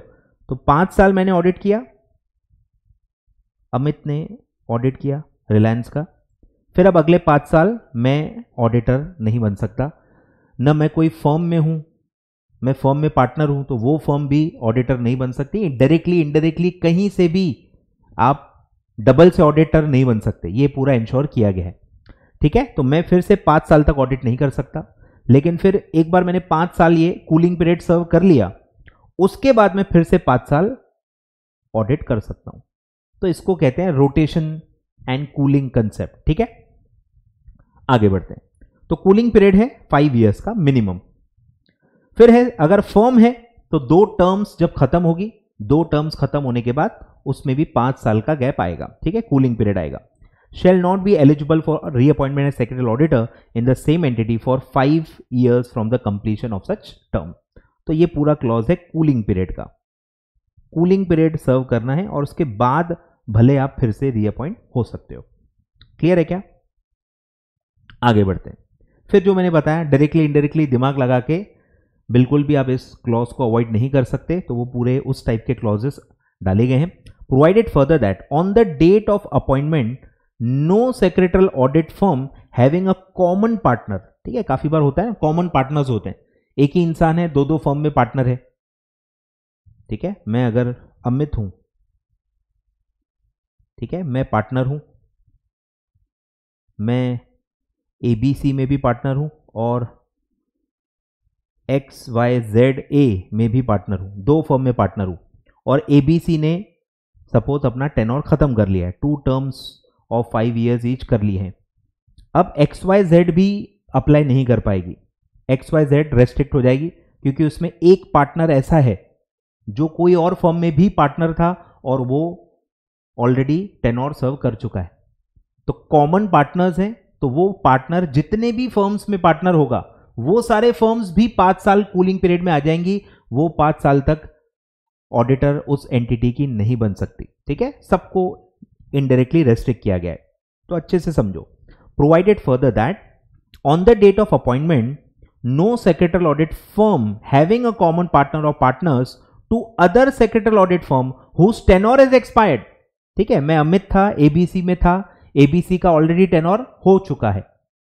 अब अमित क्योंकि उसमें पार्टनर था, अब वो अमित कोई और फर्म में भी पार्टनर रहा, तो वो सारे फर्म्स भी कूलिंग पीरियड में आ जाएंगे, उनको भी ऑडिटर 5 साल तक नहीं बनाया जा सकता क्योंकि कॉमन पार्टनर्स हैं। ठीक है, whose tenure has expired in listed entity immediately previous financial year shall be appointed. No ऊपर लिखा हुआ है, इंटरप्रिटेशन आपको आता है। ठीक है, no secretarial audit firm shall be appointed as secretarial audit of the same listed entity for a period of 5 years. तो कॉमन पार्टनर्स हैं, तो सारे फर्म्स जिसमें आप कॉमन पार्टनर हो वो सारे फर्म्स पे भी कूलिंग पीरियड अप्लाई होगा।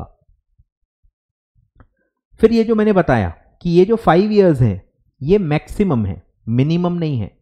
5 इयर्स जो है ये मैक्सिमम है, मतलब ऐसा नहीं है कि 5 साल तक अगर कंपनी चाहे तो सेक्रेटरियल ऑडिटर को निकाल नहीं सकती, आप कभी भी सेक्रेटरियल ऑडिटर को रिमूव कर सकते हो, और उल्टा सेक्रेटरियल ऑडिटर भी चाहे तो कभी भी रिजाइन करके जा सकता है, कोई ऐसा बाइंडिंग नहीं है। बस ये लॉ ने 5-5 साल का ब्लॉक बना के रखा है कि चलो 5 साल तक आप इसको मैक्सिमम रख सकते हो। ठीक है, तो ये साफ साफ दिया है, ध्यान दो। Provided further that nothing contained in these regulation shall prejudice the right of the entity to remove the secretarial auditor with the approach holders in the AGM or the right of secretarial auditor to resign from such listed entity।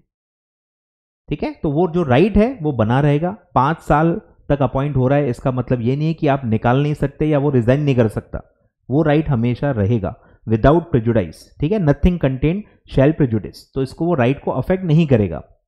ठीक है, फिर same है, casual vacancy होगा तो क्या होगा? Casual vacancy arising because of the resignation, death or disqualification of secretarial auditor shall be filed by the board of directors। ठीक है, ध्यान रखना, कैजुअल वैकेंसी है तो shall be filed by the board of directors within a period of 3 months। सब जगह लगभग 3 months ही है। And the secretarial auditors appointed shall hold office till the conclusion of next AGM।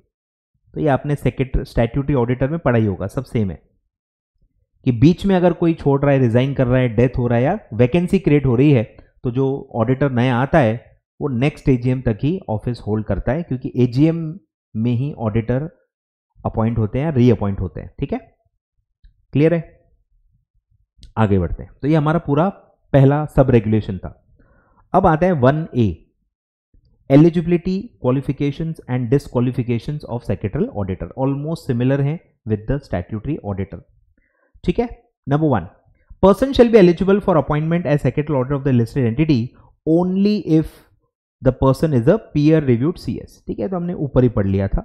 And has not incurred any of the disqualification as specified by SEBI, कि वो unsound mind का नहीं होना। जैसे बहुत सारे हम पढ़ेंगे क्राइटेरियाज, तो वो होती है, एक लिस्ट होती है इसकी, सेबी अलग से देता है वो।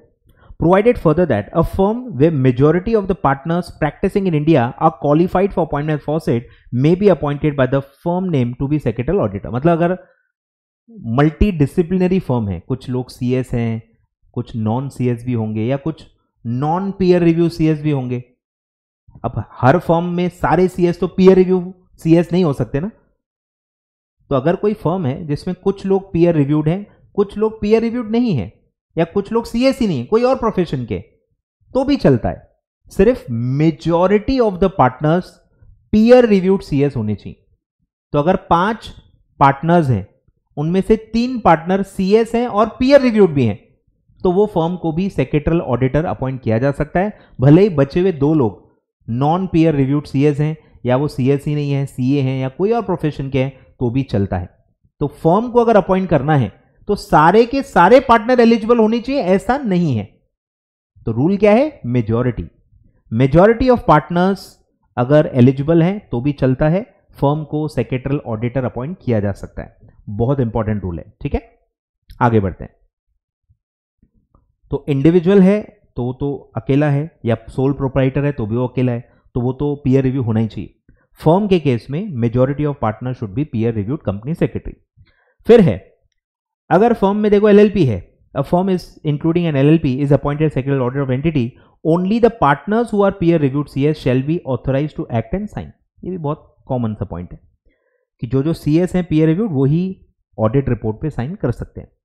अ person appointed as secretarial auditor incurs any of the disqualification. ठीक है, अगर आपने कोई डिस्क्वालिफिकेशन इंकर की है,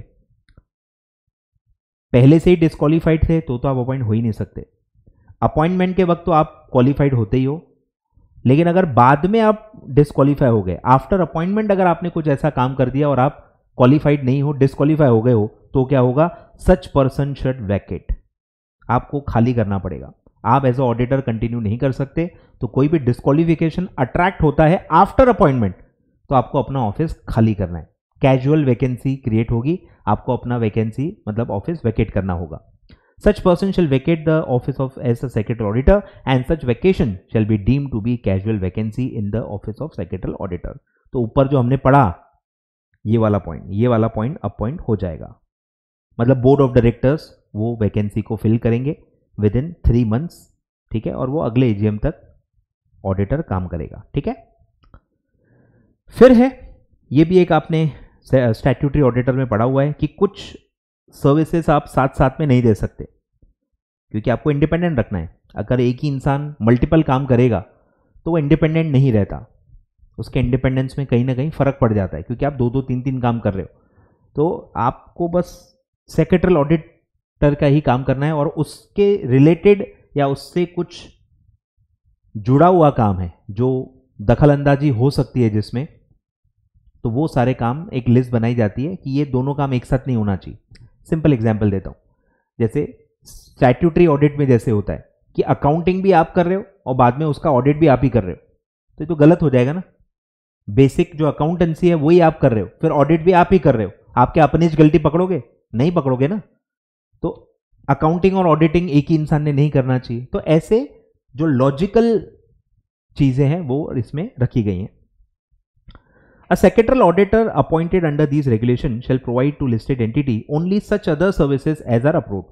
मतलब ऐसे ही सर्विसेज आप दे सकते हो जिसमें आपके सेक्रेटरियल ऑडिटर के काम को इंपैक्ट ना पड़े, उससे वो कनेक्टेड नहीं होना चाहिए। ठीक है, तो उसकी एक लिस्ट बनाई जाती है और वही सारे सर्विसेज सेक्रेटरियल ऑडिटर के साथ साथ, मतलब ऑडिट भी कर रहे हो और साथ साथ में वो छोटी छोटी जो सर्विसेज हैं, अदर सर्विसेज हैं, वो भी आप साथ साथ में दे सकते हो।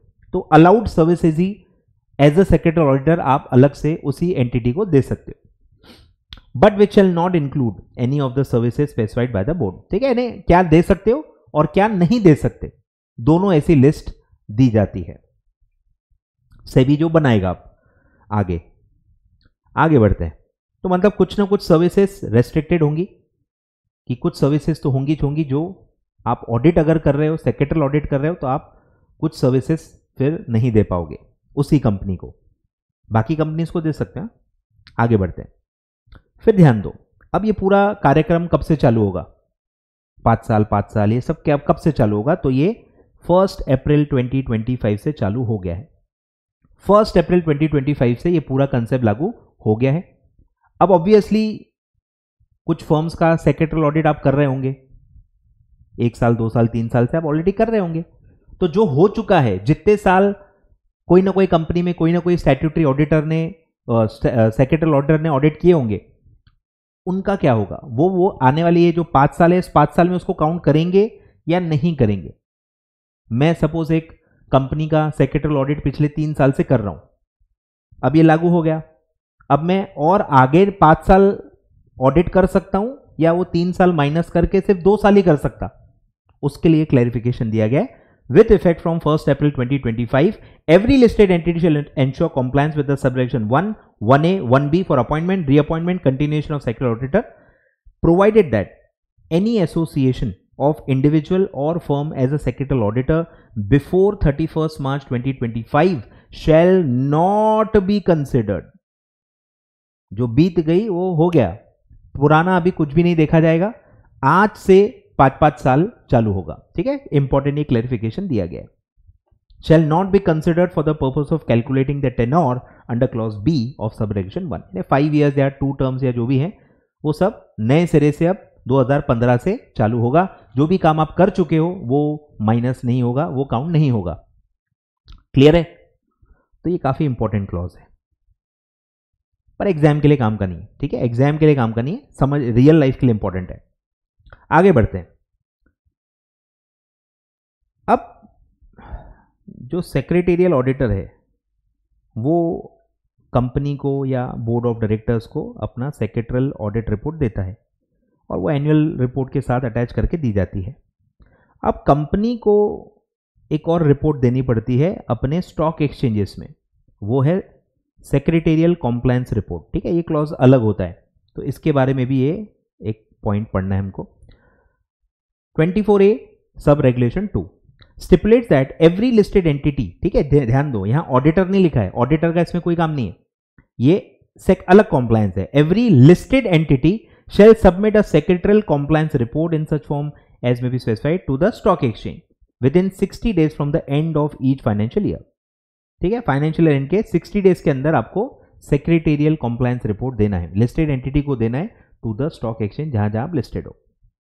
ठीक है, अब उसमें एक प्रोविजो ऐड की गई है। A new proviso is added in 24A sub regulation 2 specifying that the listed entity shall ensure that with effect from 1/4/2025 secretarial compliance report submitted to stock exchange on an annual basis is signed only by secretarial auditor, जो आपका है, आपका जो actual secretarial auditor है, या तो वो sign करेगा और बाहर से भी किसी से साइन ले सकते हो, लेकिन बाहर से जो अब आप साइन लोगे वो पीयर रिव्यूड ही होना चाहिए, पीयर रिव्यूड CS ही होना चाहिए, who satisfies the condition mentioned in sub regulation 1A and 1B। मतलब जो इंडिपेंडेंस है और ये जो पूरे क्राइटेरियाज हैं, क्वालिफिकेशंस हैं, ये जो क्वालिफिकेशंस मीट करता होगा वो ही बंदा होना चाहिए।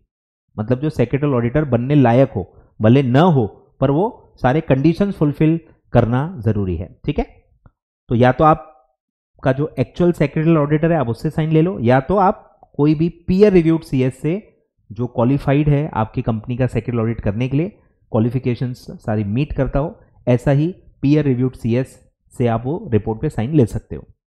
ठीक है, तो छोटे छोटे पॉइंट्स हैं पर एग्जाम में आ सकते हैं। ठीक है, ध्यान देना है, एग्जाम में ध्यान देना है। तो ये पूरा अमेंडमेंट था सेक्रेटरी ऑडिट का, one of the important topic है जिसपे एग्जाम में क्वेश्चन डेफिनेटली आ सकता है। ठीक है, चलो आगे बढ़े। अब छोटे छोटे बहुत सारे अमेंडमेंट्स हैं बहुत ज़्यादा इंपॉर्टेंट नहीं है, तो थोड़ा मैं फटाफट बता दूंगा। तो रेगुलेशन 25 है, obligations with respect to independent directors. अब एक्चुअली देखो प्रॉब्लम क्या है आपके सिलेबस में कि आपके सिलेबस का स्कोप बहुत कम रखा गया है। आप अपना अगर मॉड्यूल देखेंगे ICSI का, बहुत ही समराइज्ड वे में दिया है। कोई भी रेगुलेशन आता भी है तो 2-2, 4-4, 5-5 लाइन से ज़्यादा दिया ही नहीं है। जो चीज़ 2-2, 3-3 पेज की है आपको 2-2, 3-3 लाइन में ख़त्म कर दी गई है। तो उतना डिटेल में आपको है नहीं, ये सारे क्लॉजेस पढ़े ही नहीं है आपने, तो आपको क्या ही समझेगा। ठीक है, तो वो भी एक प्रॉब्लम है कि मैं इतना डिटेल में क्यों नहीं बता रहा हूँ। ये सब प्रोफेशनल लेवल में ही क्लॉजेस आप पढ़ने वाले हो, प्रोफेशनल में सब है आपके सिलेबस में, एग्जीक्यूटिव में है नहीं, मॉड्यूल में ही मतलब वो सारे क्लॉजेस नहीं दिए हुए हैं। ठीक है, तो इन सबको आपको नहीं भी समझा तो कोई टेंशन नहीं है। चलो, तो उसमें क्लॉज था इंडिपेंडेंट डायरेक्टर से रिलेटेड, ऑब्लिगेशन से रिलेटेड, वो क्लॉज ओमिट हो गया है, तो बस नहीं पढ़ना है। ठीक है, ये जो पूरा क्लॉज है, इंडिपेंडेंट डायरेक्टर हु रिजाइंस और is removed by the board of directors shall be replaced by a new independent director at the earliest, not later than 3 months of such vacancy, provided that with listed entity fulfills the requirement। तो उनको फिर वो appoint करने की भी जरूरत नहीं है, तो एक क्लॉज हटा दिया गया है, तो अच्छी बात है। बस आपके बुक में कहीं होगा ये क्लॉज तो आप डिलीट कर दो, आपको अभी नहीं पढ़ना है। फिर है 27 sub regulation 2 clause A relating to corporate governance requirements. The listed entity shall submit to recognized stock exchange a quarterly compliance report on corporate governance in the format, ठीक है, वो integrated reporting वाले में ऐड कर दिया है, as such timeline as may be specified, तो इसको भी उसमें इंटीग्रेशन में लाया है। और वो साइन कौन करेगा, ईदर बाय कॉम्प्लायंस ऑफिसर और CEO, ठीक है, इन दोनों में से कोई उसको साइन करेगा। फिर एक क्लॉज है 27 में, वो भी ओमिट हो गया है, details of all material transactions with related party shall be disclose along with the report mention, तो वो भी अब आपको मटेरियल ट्रांजैक्शन का डिस्क्लोजर साथ में नहीं देना है। ठीक है, ओमिट कर दिया क्लॉज को। तो ये सब मुझे लगता है आपको पढ़ना ही नहीं चाहिए, क्योंकि आपके बुक्स में ही मॉड्यूल में नहीं दिया है। ठीक है, ये प्रॉब्लम है, तो बहुत ही मुझे ही पढ़ाते वक्त अजीब लग रहा है। तो जो काम का है मैं पहले वो पढ़ा देता हूँ, ठीक है, ऐसा ना हो फिर काम की चीज़ें रह जाएं, तो ये सब काम का नहीं है। आगे बढ़ो। अब यहाँ से एक और अमेंडमेंट है, मार्च 27, 2025, ये फिर भी थोड़ा बहुत पढ़ के जाओ। एक कंसेप्ट आपने पढ़ा है high value debt listed entity, कि कोई ऐसी कंपनी है अगर कि जिसका जो नॉन कन्वर्टेबल डेट इंस्ट्रूमेंट है वो लिस्टेड है। आप कोई भी इंस्ट्रूमेंट लिस्ट कर सकते हो, आप सिर्फ इक्विटी भी लिस्ट कर सकते हो, सिर्फ डेट भी लिस्ट कर सकते हो, दोनों भी लिस्ट कर सकते हो, कुछ भी कर सकते हो। तो अगर कोई कंपनी है जिसका इक्विटी लिस्टेड नहीं है, प्रेफरेंस शेयर्स भी लिस्टेड नहीं है, सिर्फ नॉन कन्वर्टेबल डेट ही लिस्टेड है और उसका वैल्यू 1000 करोड़ से भी ज्यादा है, तो ऐसी कंपनीज को high value debt listed entities का नाम दिया गया है और उनके ऊपर बहुत सारे कॉम्प्लायंस दिए गए। भले सिर्फ डेट लिस्टेड है लेकिन वैल्यू बहुत ज्यादा है, 1000 करोड़ से भी ज्यादा डेट उन्होंने लिया हुआ है और उनके इक्विटी शेयर लिस्टेड ही नहीं है। मतलब 2 मिनट के लिए सोच के देखो कि ये डेट जिन्होंने दिया होगा उनका रिस्क कितना होगा। अगर आपके शेयर्स लिस्टेड हैं, आप कॉम्प्लायंस के दायरे में हो, फिर 1000 करोड़ ले रहे हो तो फिर भी ठीक है, पर आपके इक्विटी शेयर लिस्टेड ही नहीं है, आपकी डेट लिस्टेड है और वो डेट का आउटस्टैंडिंग वैल्यू 1000 करोड़ और मोर है। तो ये एक अलग ही अपने आप में अनोखी सिचुएशन है, इसलिए उसको रेगुलेट किया गया है और उसमें बहुत ज्यादा कॉम्प्लायंसेस अब धीरे धीरे ऐड किए जा रहे हैं। अब इसमें हुआ क्या है, सबसे पहले तो हाई वैल्यू डेट का क्राइटेरिया हुआ करता था 500 करोड़ कि डेट का वैल्यू 500 करोड़ और मोर है, तो पहले तो वो 1000 हो गया। ठीक है, ये अमेंडमेंट है, ध्यान दो, वही दिया हुआ है कि जहां जहां हाई वैल्यू डेट का रेफरेंस आता है, provisions and regulation 15, 16 to 27 of chapter 4 shall apply to listed entity who has listed its non-convertible debt securities and has outstanding value of listed non-convertible debt securities of 1000 crore। पहले क्या था, पहले था earlier the requirement was 500 crore, तो वो limit को बढ़ाया गया।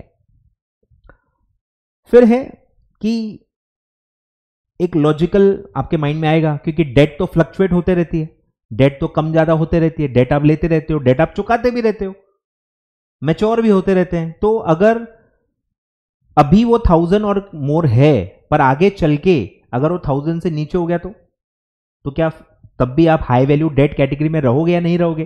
तो उसका भी प्रॉपर बताया गया है कि ये कैटेगरी से आप बाहर कब निकलोगे, जब लगातार 3 साल तक आप इस लिमिट से नीचे हो। मतलब नीचे आए और निकल गए, ऐसा नहीं है। लगातार 3 साल तक अगर आपका डेट 1000 करोड़ से नीचे रहता है लगातार, तो फिर आप इस कैटेगरी से बाहर रहोगे, तो आपको कंप्लायंसेस से आपको मुक्ति मिलेगी। ठीक है, मतलब एकदम से मुक्ति नहीं मिलती है। तो अगर आप 1000 से नीचे भी आ गए तो भी कंप्लायंसेस चालू ही रखने पड़ेंगे, और लगातार 3 साल जब कंप्लीट हो जाएंगे आपके 1000 करोड़ से नीचे आते हुए, उसके बाद कंप्लायंस बंद होगा। ठीक है, तो ये दिया हुआ है, ये पहले से ही था, इसमें कुछ अमेंडमेंट नहीं है। Provided that in case the value of the outstanding listed NCD becomes equal or greater than the specified threshold of 1000 crore during the course of the year। मतलब ये अलग पॉइंट है, ये बोल रहे हैं कि साल के बिगिनिंग में नहीं था, साल के बीच में अगर आप 1000 करोड़ क्रॉस कर जाओ तो आपको कॉम्प्लायंसेस कब से करने हैं? तो आपको विद इन 6 मंथ्स तैयारी कर लेनी है कि जैसे ही आपका 1000 करोड़ और मोर हुआ, वहां से 6 मंथ्स के अंदर कॉम्प्लायंस करना, मतलब आपको 6 महीने का समय दिया गया, मतलब 6 महीने के बाद कॉम्प्लायंसेस आपके चालू हो जाने चाहिए, नहीं तो आपको जो भी इसमें नॉन कॉम्प्लायंस की जो सजा है वो मिल जाएगी। मतलब 6 महीने तक आपको टाइम दिया गया है। ठीक है, shall ensure compliance with these provisions within 6 months from the date of such trigger, यानी जब आप 1000 करोड़ क्रॉस कर रहे हो, and the disclosures of such compliances be made in the corporate governance compliance report or from the 3rd quarter following the date of the trigger। 6 months मतलब 2 quarter, 6 month मतलब 2 quarter, तो 2 quarter तो compliance के लिए ही आपको time दिया गया है। 3rd क्वार्टर से आपको रिपोर्टिंग चालू करनी पड़ेगी, और 3rd क्वार्टर से रिपोर्टिंग में फिर आपको कॉम्प्लायंस बताना पड़ेगा। ठीक है, क्लियर है क्या? फिर ये दिया हुआ है, देखो, वंस द रेगुलेशन 15 to 27, ठीक है, 15 to 27 पूरा कॉर्पोरेट गवर्नेंस रेगुलेशन है जो आपको पता ही है, तो ये आप पे अप्लाई हो जाता है अगर आप high value debt listed entity हो तो। becomes applicable to a high value listed debt entity, the state regulations continue to apply, लगातार अप्लाई होते ही रहेंगी till the value of outstanding debt securities as on the March 31st in a year reduces and remains below the threshold for a period of 3 consecutive financial year। लगातार 3 साल तक threshold के नीचे अगर आप रहते हो, तो वो 3 साल जब कंप्लीट हो जाएंगे उसके बाद आपका कॉम्प्लायंस रुकेगा। ठीक है, आगे बढ़ते हैं। फिर एक और इसमें कनेक्शन आता है कि जो मैक्सिमम नंबर ऑफ डायरेक्टरशिप्स हैं, ठीक है, उसमें आपने एक लिस्ट पढ़ी होगी, ध्यान दो, maximum number of directorships in companies and committees आपने पढ़ा होगा, ये इंपॉर्टेंट है, आ सकता है।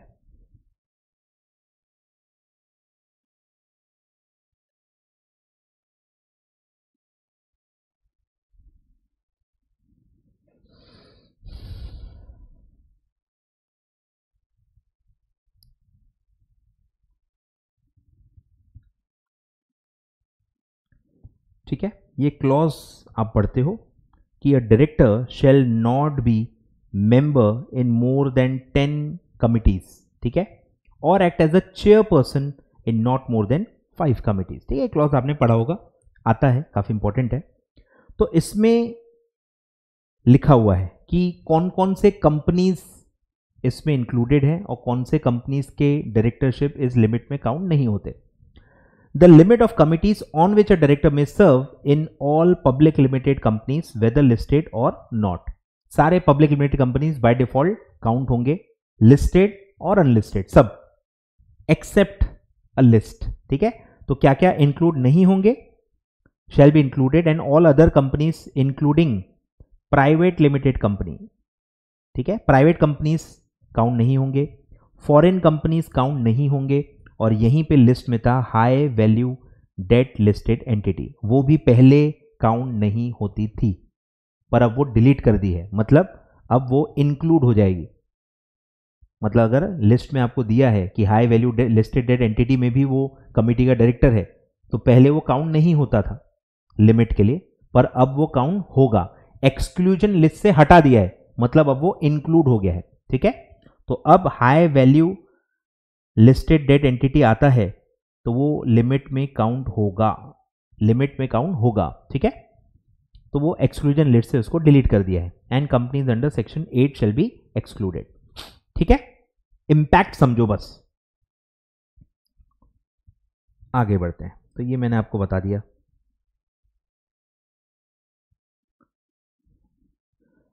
अब है एसएमई से रिलेटेड भी कुछ अमेंडमेंट है कि अगर आपका एसएमई एक्सचेंज पे लिस्टिंग है, ठीक है, ध्यान दो, सेम सिमिलर लाइंस पे ही है, एसएमई के लिए है। ध्यान देने वाली बात क्या है कि अब हम सिर्फ एसएमई की बात कर रहे हैं, एसएमई एक्सचेंज पे जो लिस्टेड है। With effect from 1st April 2025, regulation of provision of regulation 23, that is related party transaction, shall be applicable. SME वालों पे भी related party transaction लागू किए जा रहे हैं from 1st April 2025. ठीक है, in respect of listed entity which has listed specified securities on SME exchange and which has either paid up equity capital exceeding 10 crore or a net worth exceeding 25 crore as on the last day of the previous financial year. तो आप SME पे listed हो और आपका equity या net worth उस limit से ज्यादा है तो ही रिलेटेड पार्टी ट्रांजैक्शन अप्लाई होंगे। सिर्फ SME पे लिस्ट होने से काम नहीं जमेगा। ठीक है, तो आप SME पे लिस्टेड हो प्लस आपका जो पेड अप इक्विटी कैपिटल है वो ग्रेटर है 10 CR से, या फिर आपका नेटवर्थ है ग्रेटर देन 25 CR। ठीक है, ये तो होना ही होना है, और इन दो में से कोई एक भी चीज आ गई तो फिर आप आ जाओगे दायरे में और आपको 23 जो रेगुलेशन है रिलेटेड पार्टी ट्रांजैक्शंस का वो पूरा कॉम्प्लाई करना होगा। ठीक है, बहुत बड़ा पॉइंट है, तो ऐसा आप याद रखो। और फिर दिया है provided further that where the provisions of regulation 23 becomes applicable at a later date. ठीक है, अभी 1 अप्रैल पे तो चेक करेंगे ही करेंगे। अब 1 अप्रैल पे अगर आपका इक्विटी कैपिटल नहीं है उतना, नेटवर्थ नहीं है उतना, पर बाद में हो गया तो ठीक है, तो उसके लिए दिया है। बाद में अगर ये लिमिट ब्रीच हो जाती है नेटवर्थ या पेड अप इक्विटी कैपिटल की at a later date, it shall ensure the compliance within the 6 month from such date. Same clause है, 6 महीने के अंदर, 6 महीने तक आपको कोई गलती की सजा नहीं मिलेगी। 6 महीने तक आपको टाइम दिया गया है, 6 महीने के बाद फिर आपको कॉम्प्लायंस चालू कर देना है, मैंडेटरी। ठीक है, तो कुछ भी देखो नया नहीं है, सब सेम चीज है, पर एसएमई के लिए पहली बार लाई गई है। फिर है provided further that once the provisions of regulation 23 becomes applicable to listed entity which has listed specified security on SME, they shall continue to remain applicable, ठीक है, till the time equity capital and net worth दोनों के दोनों limit के नीचे होने चाहिए, लगातार 3 साल के लिए। दोनों के दोनों आंकड़े इक्विटी कैपिटल के एंड नेटवर्थ के अपने अपने वो जो नंबर्स हैं उससे नीचे होने चाहिए लगातार कॉन्सिक्यूटिव 3 इयर्स के लिए, तब जाके आपका कॉम्प्लायंस रुकेगा। ठीक है, तो equity capital and net worth of such entity reduces and remains below the specified threshold for a period of 3 consecutive financial year, तब जाके आपका कॉम्प्लायंस बंद होगा। आगे बढ़ते हैं, फिर with effect from 1/4/2025 in case of listed entity which has listed specifically on SME exchange, transaction with related party shall be considered material। Material का भी थ्रेशोल्ड अलग है, ये भी इंपॉर्टेंट है। नॉर्मल वाला क्या होता है 1000 करोड़ और 10% of the consolidated turnover of the company, तो इनके लिए अलग लिमिट है। तो एसएमई के लिए, एसएमई जब कॉम्प्लायंस करेगी रिलेटेड पार्टी ट्रांजैक्शन का, तो मटेरियलिटी की लिमिट एसएमई वालों के लिए क्या रहेगी वो अलग है। ठीक है, ध्यान दो, related party shall be considered material if the transaction to be entered individually or taken together the previous transaction during a financial year exceeds 50 crore. कहां 1000 करोड़ और कहां 50 करोड़, तो 50 करोड़ ही लिमिट है, और 10% ऑफ एनुअल कंसोलिडेटेड टर्नओवर। ठीक है, विच एवर इज लोअर, बाकी पूरा क्लॉज सेम है। 1000 करोड़ के जगह पे 50 करोड़ है, बस इतना आपको ध्यान देना है। क्लियर है क्या? तो ये पूरा एक क्लॉज था एसएमई के लिए, फिर ये इतना कोई काम का नहीं है।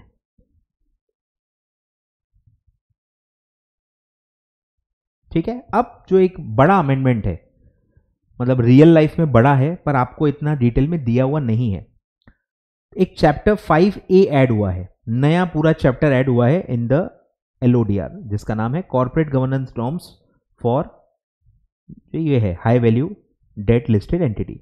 मतलब धीरे धीरे इन्होंने अब क्या कर दिया है, अलग ही कैटेगरी बना दी है कि भाई हाई वैल्यू का अलग ही था, अभी क्या था, बोरोड था कि पूरी लिस्ट बनी हुई है, बस क्या क्या अप्लाई करना है वो रेगुलेशन के नाम दे दिए थे, नंबर दे दिए थे, बस ये हाई वैल्यू वालों को फॉलो करना है। अब अगर उनको छेड़खानी करनी है, जैसे मटेरियलिटी की लिमिट अलग अलग सेट कर दी है, तो अब अगर ये मल्टीपल रेगुलेशन में ऐसे अलग अलग करेंगे तो वो पूरा रेगुलेशन बहुत ही वो हो जाएगा, कंबरसम हो जाएगा समझने में और फॉलो करने में। इसलिए अब उन्होंने एक अलग चैप्टर ही बना दिया है कि जिनके भी एनसीडी लिस्टेड है और 1000 करोड़ और मोर का आउटस्टैंडिंग वैल्यू है डेट का, तो उनको हाई वैल्यू डेट एंटिटी कहेंगे, और उनका पूरा एक चैप्टर ही अलग बना दिया है फॉर कॉम्प्लायंस। अब मतलब वो सिर्फ उनके चेंजेस करने हैं तो अपने अलग से वो चेंजेस कर सकते हैं without impacting the main regulations. ठीक है, ये प्रोविजो प्रोविजो प्रोविजो डाल डाल के पूरा रेगुलेशन का भजिया कर दिया है। ठीक है, तो अब इन्होंने पूरा एक चैप्टर ही बना दिया है। एज ऑफ नाउ कुछ ज्यादा चेंजेस किए नहीं है, मतलब जो नॉर्मल रेगुलेशंस हैं और जो हाई वैल्यू डेट एंटिटी के रेगुलेशन है ऑलमोस्ट सिमिलर ही है, तो आपको अभी कुछ अलग से याद नहीं करना है, लगभग सब सेम है, सिर्फ अभी हमने पढ़ा मटीरियलिटी की लेवल अलग है, वो आपको ध्यान देना है। खैर वो अलग था, वो तो एसएमई के लिए था, वो एसएमई के लिए था। ठीक है, high value listed debt entity के लिए नहीं था, वो एसएमई था, सॉरी। अब ध्यान दो, जितना इंस्टीट्यूट ने दिया है मैं उतना ही पढ़ा रहा हूं। रियल लाइफ में बहुत ज़्यादा डिटेल में आपको दिया गया है, पर आपको उतना डिटेल में इंस्टीट्यूट ने नहीं दिया है, मतलब इंस्टीट्यूट भी एक्सपेक्ट नहीं कर रही है कि आप इतना डिटेल में उसको पढ़ो। ठीक है, तो जितना दिया है मैं उतना भी आपको पढ़ा देता हूं। तो chapter 5A of LODR regulations, corporate governance norms for listed entity who has listed it's NCD, ठीक है, उस पर अप्लाई होगा।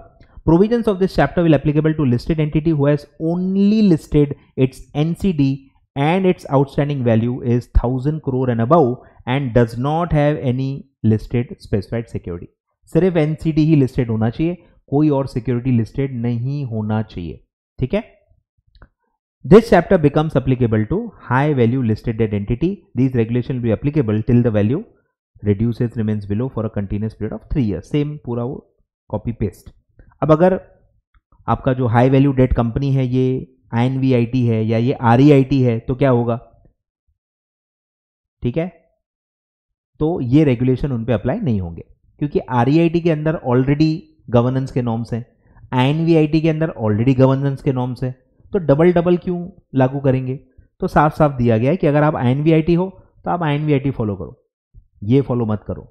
फिर अगर आप REIT हो तो आप REIT फॉलो करो, ये फॉलो मत करो। ठीक है, और कंपनीज एक्ट भी जहां जहां लागू रहता है तो कंपनीज एक्ट भी अप्लीकेबल रहेगा। अब अगर आप ये पढ़ोगे सब सेम ही है, देखो बोर्ड ऑफ डायरेक्टर्स रेगुलेशन 17 जो आप पढ़ते हो पूरा देखो सेम है कि it will have a optimum combination of executive and non executive with at least 1 women director and not less than 50% shall comprise of the non executive director, पूरा same है, देख लेना। फिर अगर आपका चेयरपर्सन नॉन एग्जीक्यूटिव है तो 1/3 इंडिपेंडेंट होने चाहिए, और अगर आपका कोई रेगुलर नॉन एग्जीक्यूटिव चेयरपर्सन नहीं है तो हाफ डायरेक्टर्स इंडिपेंडेंट होने चाहिए, सब सेम है। फिर सेम मैक्सिमम डायरेक्टरशिप का जो क्लॉज है 17A सेम है, देखो कि आप 7 लिस्टेड कंपनीज में ही डायरेक्टर बन सकते हो, इंडिपेंडेंट डायरेक्टर भी 7 लिस्टेड कंपनीज में ही बन सकते हो। फिर कहीं आप होल टाइम डायरेक्टर हो, मैनेजिंग डायरेक्टर हो तो आप 3 लिस्टेड एंटिटी में ही इंडिपेंडेंट डायरेक्टर बन सकते हो, सब सेम है, सब सेम है। ठीक है, कमिटीज भी जो बनेंगी सेम है, audit committee, NRC, stakeholder relationship committee और RMC रिस्क मैनेजमेंट कमिटी, इनको चारों कमिटीज बनानी है। फिर आपको विजिल मैकेनिज्म या विसिल ब्लोअर पॉलिसी बनानी पड़ेगी। फिर आपको मटीरियलिटी की पॉलिसी बनानी पड़ेगी क्योंकि आपके ऊपर रिलेटेड पार्टी ट्रांजैक्शन भी अप्लाई होंगे, सेम। फिर उसको रिव्यू करना पड़ेगा, once in a 3 year update करना पड़ेगा।